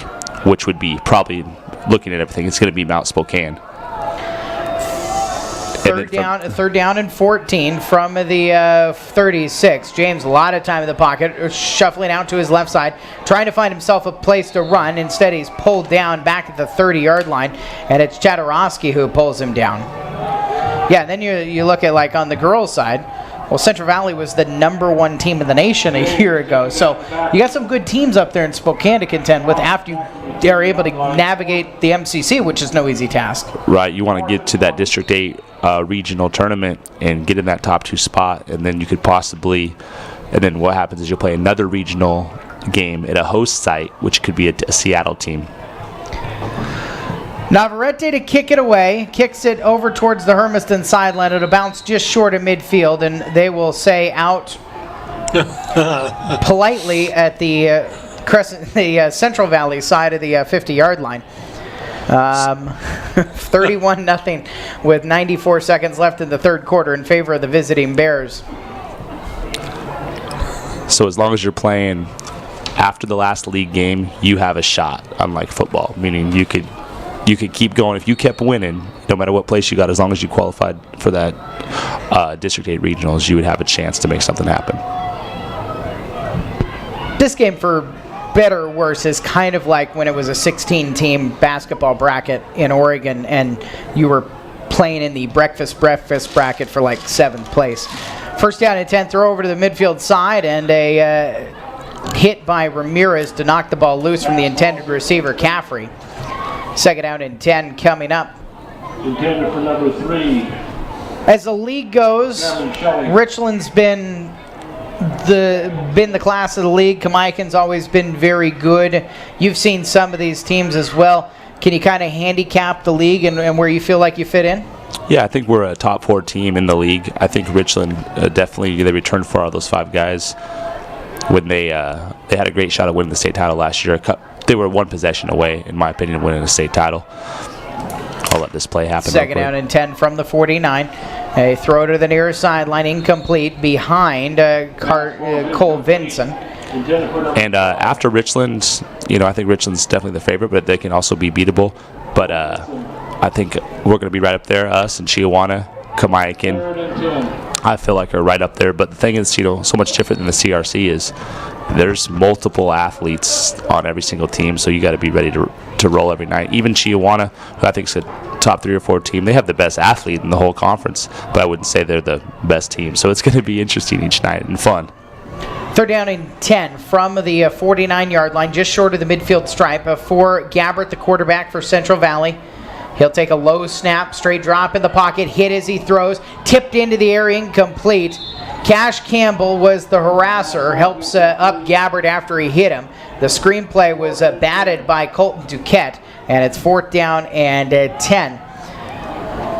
From the 40-yard line, from the 49-yard line, just about the midfield stripe, the wind is at the back of, looks like they're going to punt with Ryder Nelson this time. So the senior, who we haven't seen a ton of tonight, he's out to punt this one. And Brazone keeps backpedaling, a little pooched kick over to the near sideline. It'll roll out of bounds, and Hermiston will have it.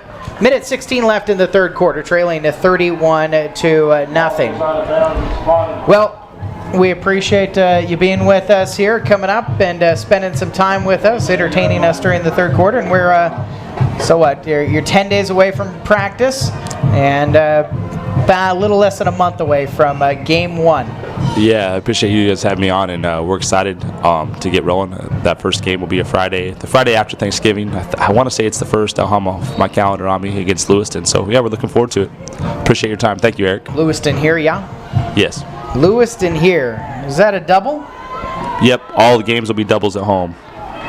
All right, so we're not too far away from that. First down and 10 for Hermiston. James throws it to Razone near sideline. Razone on the screen, breaks a tackle. He's across the 35-40, and he'll get up to the 44-yard line. So here, while you're here, we'll just pull a calendar up so you can look at it, and we'll just make sure for sure. It's oh, shoot. It's going to the 30th? Okay, November 30th is going to be the home opener. Lewiston's coming in. One of just a couple of non-conference opportunities for the boys and the girls. Casey Arstein, the boys basketball coach, with us. James hands off to Nolan. Nolan, near sideline, has a seam at the 50, and he's caught. Just missed, slipping past the final defender to pull him down there was Cody Vaughn. Final 49 seconds of the third quarter. 31-0 is the score line. And it is a first down run for Wyatt Nolan. Yeah, 11 yards on the run. Wyatt's now at 93 yards on the night. And, they just give him the football. Let him run this thing. From the 45, first down and 10. Trips option to the right. Nolan stays into block. James looking to throw. Now he'll pull it down. Bounces back to his left. He'll reset. Throw near sideline. Tip pass incomplete. And the officials might have to be looking around here. I guess it was tipped, so it's okay. But there was really nobody in the vicinity of that one. Second and 10. And it's second down and 10 to go. Nice opportunity there to catch up with Casey Arstein. We had sent out an invitation to Juan Rodriguez. He had better things to do.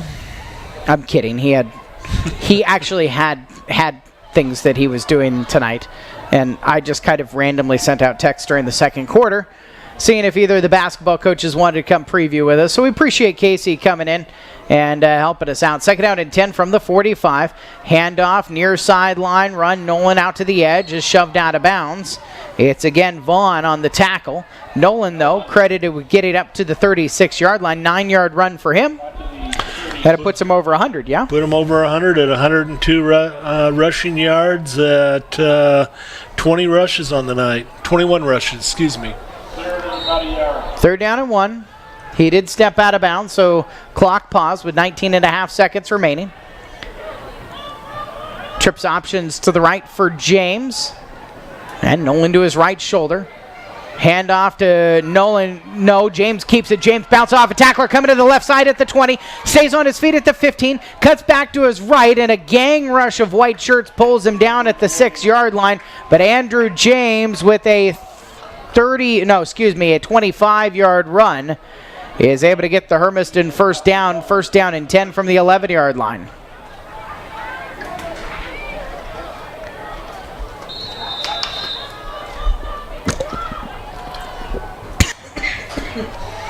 And that gets Andrew up to 79 yards on the night, Eric, on 14 carries. So, it's awful hard whenever you're trying to make time up, trying to make points up off the running game, but you got to do what you got to do. First down and 10. Up the middle for Nolan. Nowhere to go for Nolan. And that's the last play of the 3rd quarter. We go to the 4th quarter. Central Valley 31, Hermiston nothing. We're back in a minute on AM 1360 KOHU. Numbers 21, Bulldogs 0.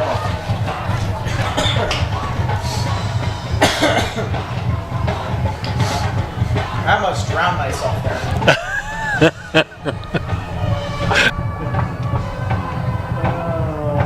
It could have been a good thing. You wouldn't have to suffer through anymore.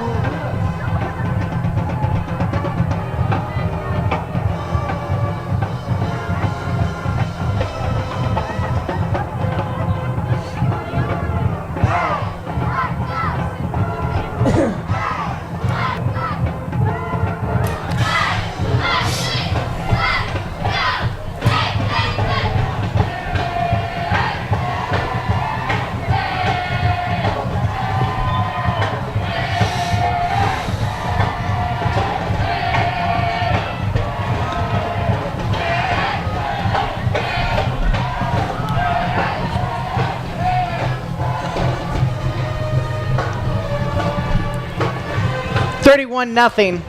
We go to the 4th quarter. Central Valley and Hermiston. I am antagonizing the box next door. We might be getting another special guest to come in here. She better do it now, because if she doesn't do it now, Larry Usher will see and he'll pull her away and give her some job to do. Lindy Thompson is into the Old West Federal Credit Union broadcast booth with us. You can put those onto here. You actually have to talk through this. Oh, this is going to be fun. Hannah's going to take your picture. Anytime now. I got a football game. Did you take it? Oh, you're video. Oh, she's videoing. Lindy Thompson with us here as we start the 4th quarter. Andrew James, a keeper, running to the right side. Andrew James bounces off a tackle, spins off of another, down to the 1, and that's where he's going to be. Might be enough for a first down, though. Hermiston should have 1st and goal from the 1-yard line. Lindy Thompson, the person in charge, the athletic director here at Hermiston High School, and in charge of Larry Usher, in charge of the athletic department, really with us now. How's it going? It's not going great tonight, but I'm happy to be here and happy to get to see these boys play one more time. We tried to get you to come up for Pigskin Pick'em, but you were running the gate earlier tonight. Here's first down and goal. It's Nolan running right. Nolan bounces off a tackler. Nolan to the end zone. Touchdown 22 on the season for Wyatt Nolan. What is it like to get ready for a game on a Friday night in the athletic department? It is busy. I wear my Fitbit, and on a game day, I get 20,000 steps instead of only 10,000 steps. I walk back and forth from my office to Kennison Stadium lots and lots of times. Have you petitioned for the offices to be moved to the other side of the building? Well, I've asked for a gator, but they don't want to turn me loose on a gator. Juan Carlos Navarrete to attempt the extra point out of the hold of Jordan Ramirez. Couple of seniors there. There's movement up front, flag out, and I think Hermiston's going to get half the distance to the goal. Penalty marker on the Okay, so back and forth quite a bit. What's bringing you back and forth quite a bit? There's a lot to set up. We do all of the gates. Oh no. We do You all got the caught. gates on a system with computers. It's in touch, and we can take debit and credit for people to get in, so they don't have to go stop by the cash machine and then come. They can pay to get in with a debit or credit card. So I have to get all that set up and programs ready to go, the ticket booth set up, and it takes. Go ahead. Navarrete's kick is good. It's 31-7. It takes several things to get ready. You know, we're expecting a crowd of 2,000 people, so we have to get ready to have 2,000 guests have a good time at Kinnison Stadium. We didn't get there tonight. No. A little bit low on the attendance here this evening for the Week 10 game. 31-7 is the score line with 11:34 left in the fourth quarter. All right, as we transition now, so we just talked to Casey Arstein about we're 2 weeks away from the start of practices. We're about a month away from the start of basketball season games. What happens during this transition time for you guys? Because this is it for fall sports right here. This is it for fall sports, and you'd think we'd get to kick back a little bit and take a break, but that doesn't happen in athletics. We are getting ready for basketball season. Basketball season actually started right now. I feel like we are going to be getting lists of kids that are coming out for basketball, making sure they have all their paperwork, their physicals ready to go, getting all those little details taken care of before the first practice, so everybody's ready to go on the first practice. You were close on the time of when it started. It started 37 minutes ago. I agree with you, Sonny. Basketball season is right now. Cameron Shelley to the right, Ryan Harper to the left. Back to receive Juan Carlos Navarrete with 11:34 left in the fourth quarter. Hermiston is on the board. 31-7 is their deficit. The miracle comeback would take 3 more touchdowns and 3 more two-point conversions in one quarter. Not unprecedented, but unlikely. Shelley has it at the 5, up the middle, 20, makes a man miss at the 30, and pulled down at the 34-yard line. That's where Central Valley will take back over. All right, this was mostly fun for you, but let's do some serious work here and try to help you out a little bit. I imagine that being the person who gets all the athletic department calls, you have a most common question. And your frequently asked questions section, what's the one thing you could tell people about that would limit the number of calls you get and make your world a lot easier? Here, think about it for this first down and 10 play here. We're trying to help out fans and families of the Bulldogs with one huge answer. First down and 10 from the 34. Gabbert will turn and hand off. Chadarowski caught and dropped. 1 yard gain. Came right into the middle of the pile. And it was Nolan and Campbell tackling him. A 2nd and 9 coming your way for the Bears. Okay, one thing. Are you ready for this, Eric? I'm ready. 2nd and 8. I'm going to give you a web address. HermistonAthletics.com. HermistonAthletics.com will give you the most up-to-date information on what time the games start, who's playing, if there's a game. The minute we would hear about any kind of change of start time, or if it's snowed out or weathered out, HermistonAthletics.com, click on schedules, it'll take you to what's going on. 2nd down and 9, handoff up the middle, big hole, and right down Broadway goes Jared Thomas. Jared Thomas to the end zone, 59 yards. And with 10:36 left, no flags on the play. Jared Thomas, all he had to do was get into the second level because they had so many people in the box. Yes, indeed. Can't say much about that one, Eric. That was just a blink and you missed it. Well, let me find Jaron Thomas. He was the unnamed man in the first half. He is a senior. Jaron Thomas, 5 feet 10 inches tall, 175 pounds. And he has made it a 37-7 game. Extra point pending, although this is quite a trick play they're running now. They've ran one holder off of the field and brought another one on. This one is the normal holder, Carter Childress, and he has a T, which helps the process for Landon Rico.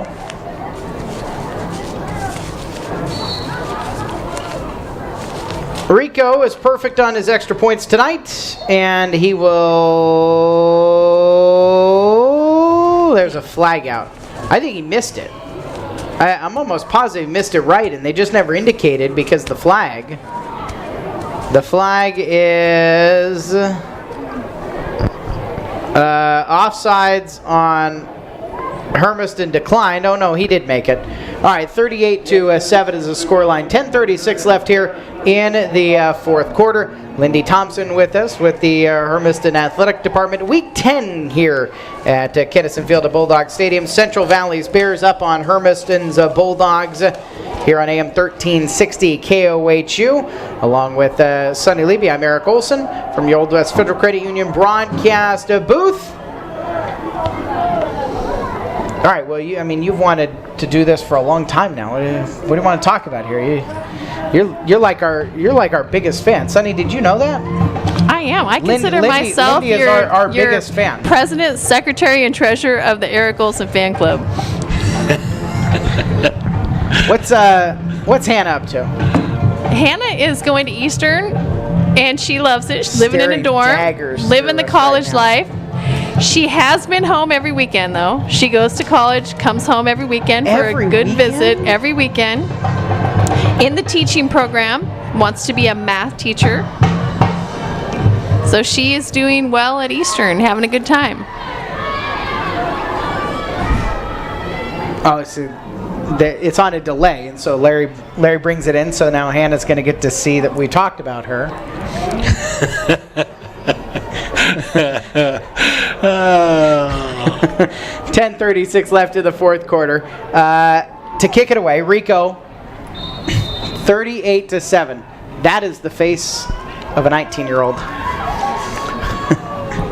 whose mom is talking about her on the radio. Up man, and it's Remmer. Remmer drops it. Remmer picks it back up. Remmer trying to find space, and he will not, and is pulled down. They'll say 18-yard line is where he has the ball, and Hermiston's offense will take over. We've talked about 13 seniors in this program. For you, your perspective as the athletic secretary, what will you remember about this group in their football playing?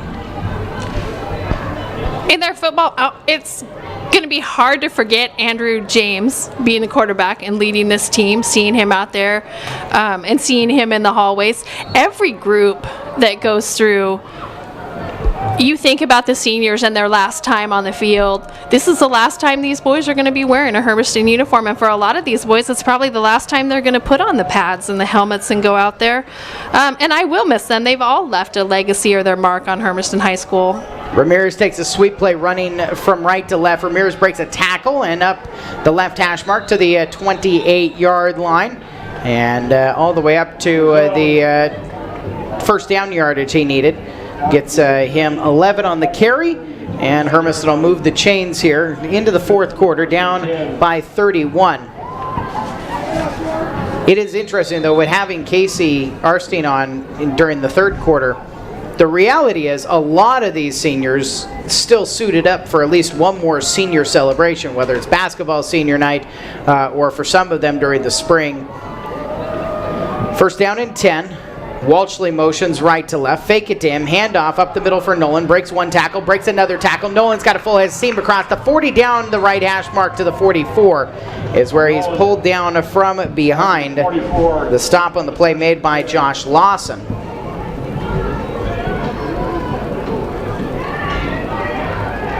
And it's a first down and 10. Now, I think probably the biggest question is, you've had options over the, when he left Sandstone, you could have stayed at Sandstone. You've stayed with Larry for so long. First down and 10 from the 44. Throw left side into the hands of Walshley. Walshley's got it at the midfield stripe. Walshley gets around a defender, breaks another tackle at the 40, coming to the middle of the field, 35, and pulled down from behind. What is the how would you describe the working relationship there between Usher and Lindy Thompson?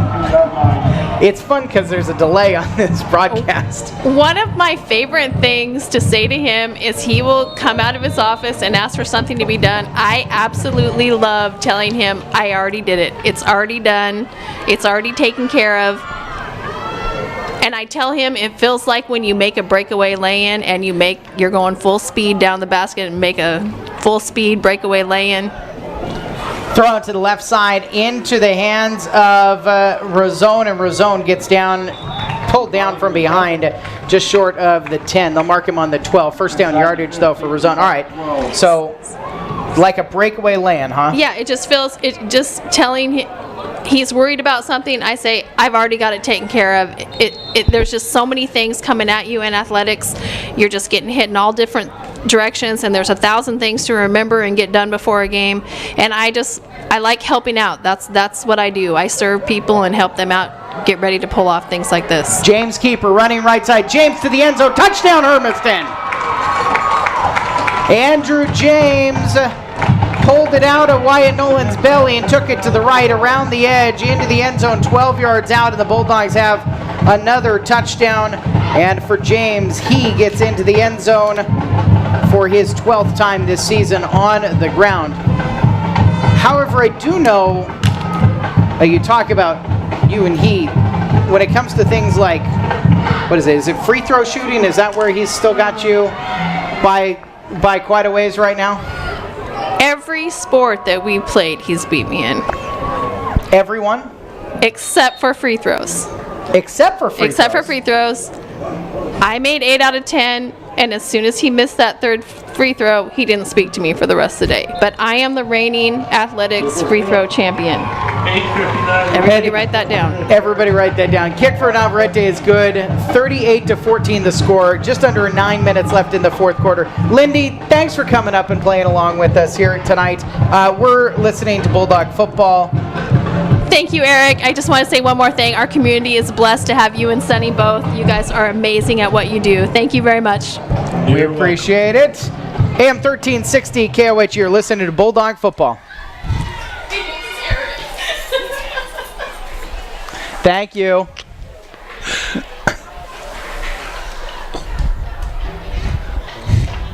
What? Oh. 8. That's all right. They have a million of them. 8:59. HHS. 12-yard Andrew run. James, 12-yard rush. Navarrete, PAT, 30. Oh, no, we're at 30. What was it? The Jaron Thomas run was 59 yards. Yes. And then Rico with the PAT to make it 38-7 at the time. And now this makes it 14-38.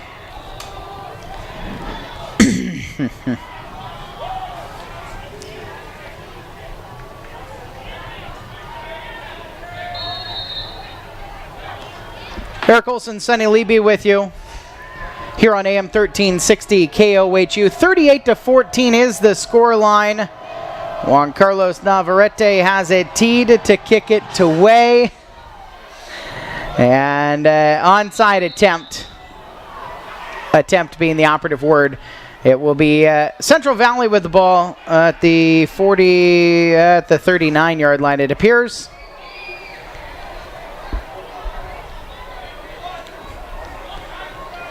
Yeah, that was a bullet. It hit the right side gunner in the right hand, and he knocked it out of bounds at the 39. So if there would have been somebody in front of him, that could have bounced way far back to Hermiston's way.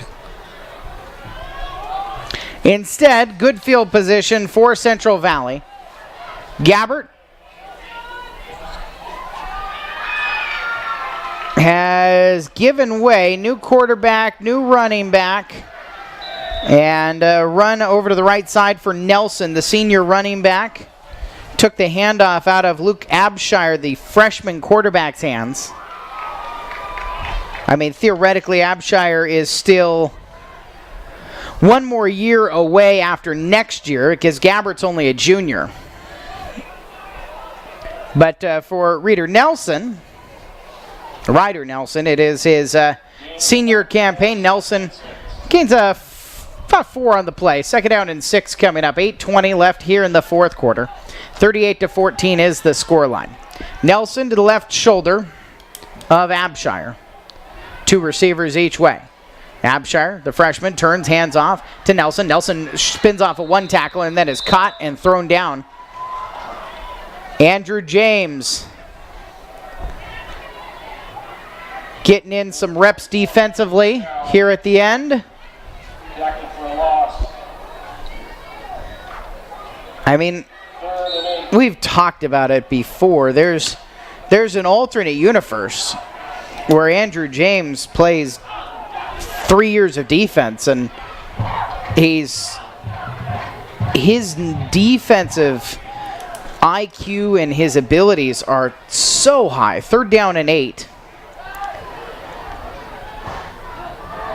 Handoff, and it's Chadarowski who's back into the game. Chadarowski powers forward up to the midfield stripe, and he gets first down yardage. Yeah, pickup of 8 on that run there for the first down. Number 33, Henry. 7:22 left here in regulation. 38-14 is the score line. At a first down and 10 right from the midfield stripe. Ball spotted just shy of midfield. Now Terrence Kelly, a sophomore running back, is in the backfield.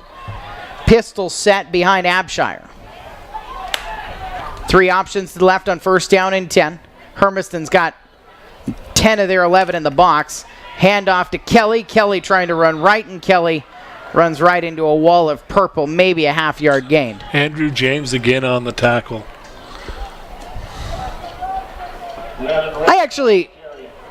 I know Andrew has put in a ton of work.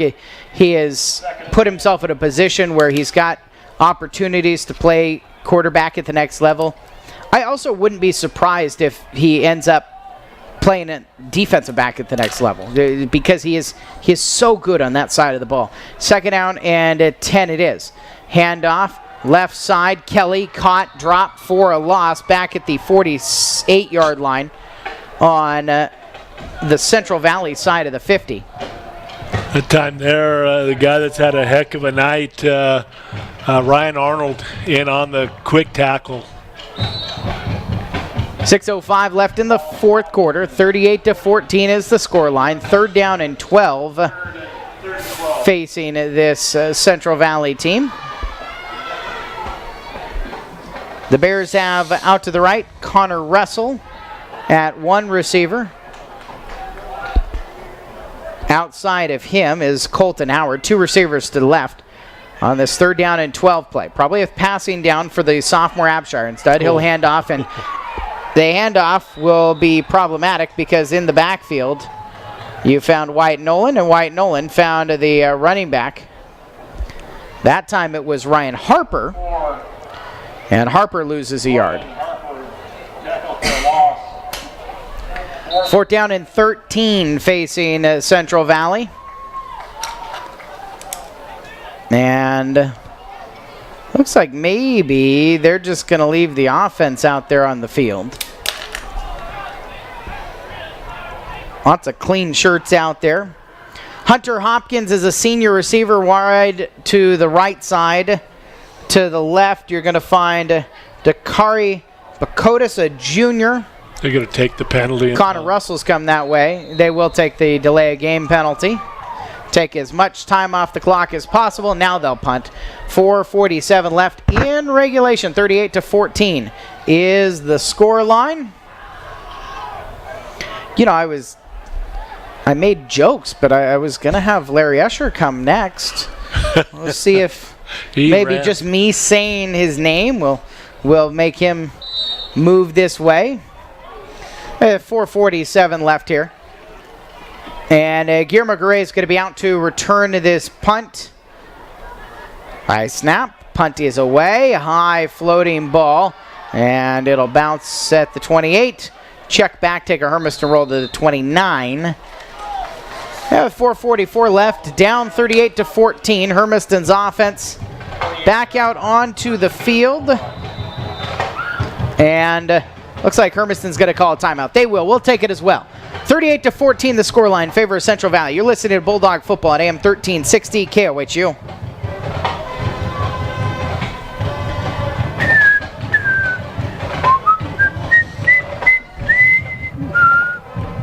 Bunch of guys off the offensive line.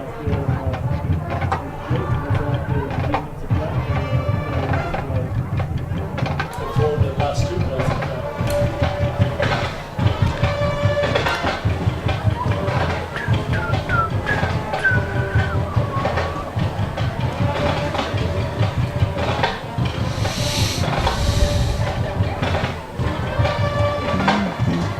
Oh, new quarterback. Chase.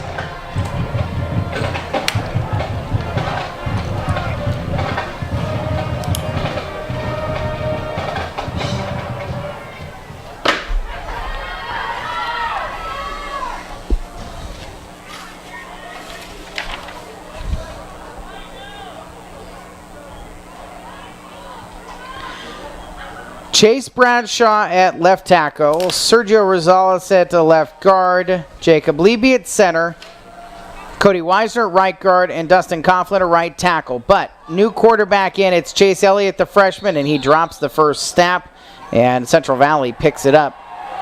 Trying to get it into Guillermo Garay's hands, and Elliott never quite secured it, and the freshman could never secure it and get the ball into Garay's mitts.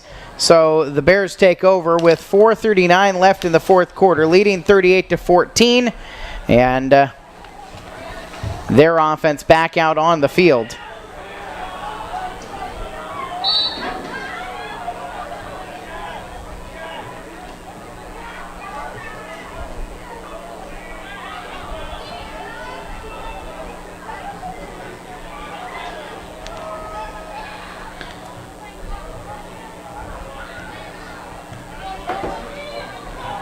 On the first down and 10 play from the 29-yard line, Abshire, the freshman quarterback, turns and hands off. This is Harper again. Harper cuts back to his left. Harper finds some space. He's at the 20. Harper cuts around a tackler at the 15 and shoved out of bounds by Zane Davis down to the 70-yard line. Ryan Harper on the carry. Taken out of bounds at about the 7-yard line.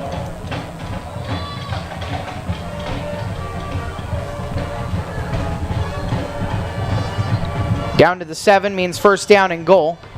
4.5 minutes left. Left hash mark set. Still Harper behind Abshire. Freshman quarterback has three options to his right. He'll hand off to Harper. Harper to his left. Harper to the end zone. Harper for the touchdown. Wow, that looked easy. Well,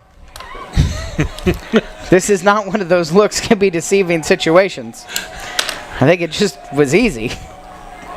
I mean, like we talked, Joe and I talked about it earlier, before in the pregame about some of Hermiston's abilities to do, the Frankenstein type tackles where you're standing up straight and your arms are out straight, and all that hit them are the palms of the hands, and that's exactly what happened.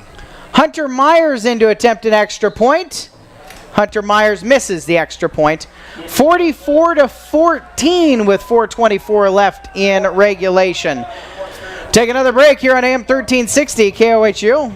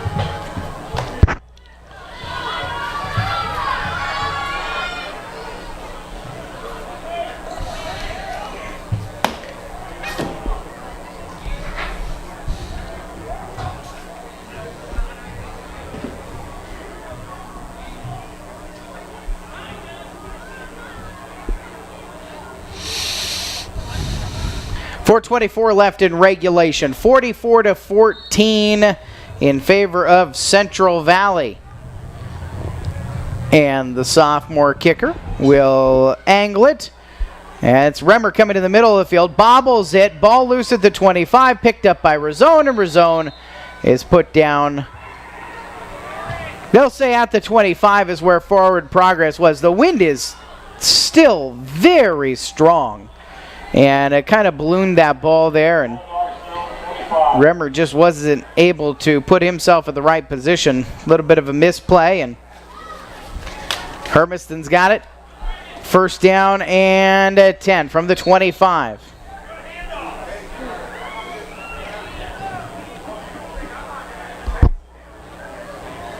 Chase Elliott, the freshman quarterback. Guillermo Garay to his right. Twin receivers each way.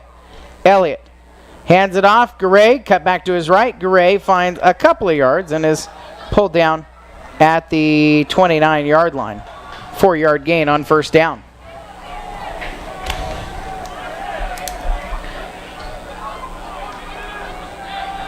Ball is carried out to about the 29-yard line. Garay missed the first couple of games of the season, was expected to. I think the reality was they weren't quite sure exactly how much they could ride Wyatt Nolan. They knew he was going to be a big power back for them. I don't know that they knew he was going to be the type of back who could carry 25, 30 times a game every game. Garay again, left side run, gets to the 32 this time. So obviously having Nolan has been this huge luxury, and it's allowed Garay to kind of work himself into that point. But a year from now, he, and presuming that you're going to get Daniel Faitate, the sophomore, going into his junior year healthy, you've got those two to share the backfield duties, plus anybody coming up from the JV and the freshman teams. Yeah, and there was some nice little running backs coming up. Third down and 4 play, by the way, from the 32. And Elliott will hand off, left side run, a little bit of space on a sweep play to Garay. They'll say out of bounds they'll give it to him. He got to the 35-yard line.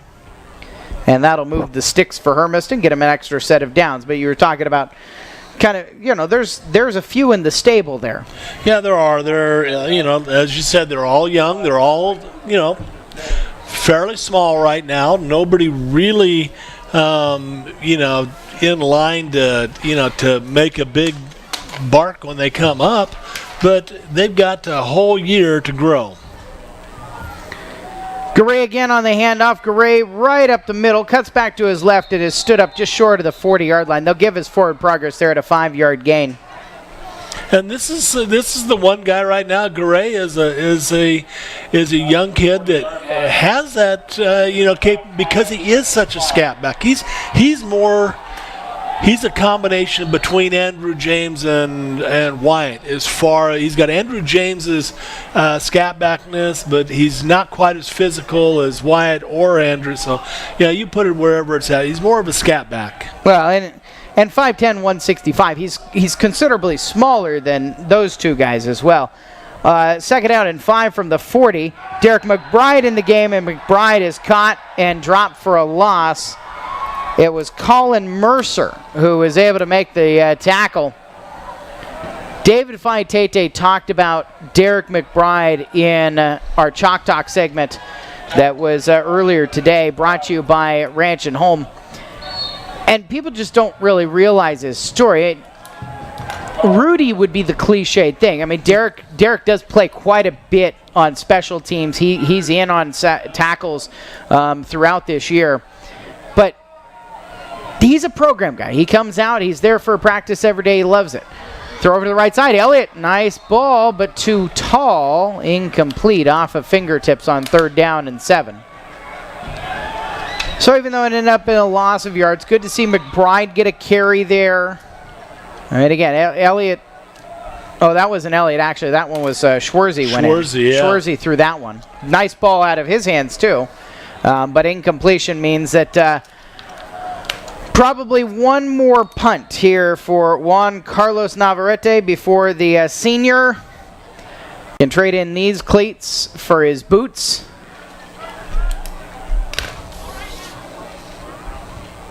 And his goalkeeper gloves. Oh, has to angle to his right and get it away on a low snap and is able to still boot it away. Angled towards the Hermiston sideline. Takes a Hermiston roll and is grabbed by Zane Davis. Inside the 25, right around the 20, well, they'll say 20-yard line. Wow. It was nice. It was kind. That's where he jumped back in out of bounds to. You know what, though? I mean, that's a great, if that's your last football play, and only year you play football, to be able to scoop that like a goalkeeper, be able to get around traffic and kick it on the move. You have a 42-yard kick. And kick it, yeah. It's been fun to watch Juan Carlos this season.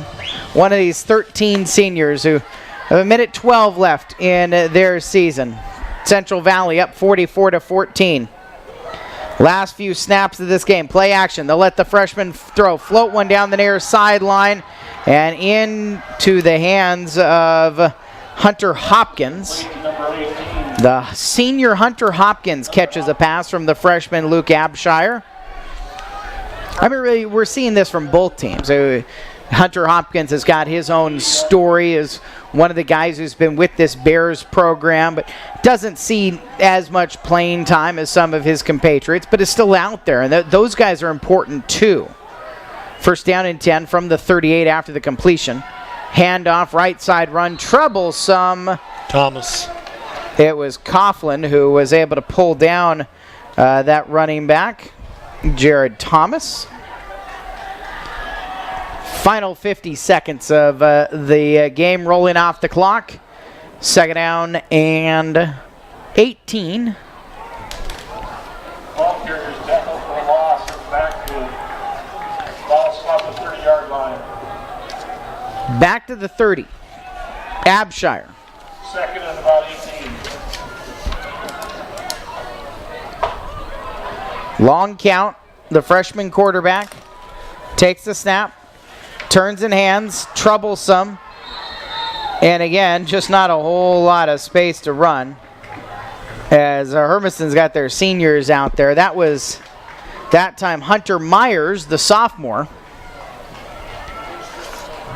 And that might be it. That will be it. That's the last drink out of the glass in the 2018 football season. It ends 44-14, our final here tonight in favor of the Central Valley Bears out of Spokane. And the Greater Spokane League picks up another win in their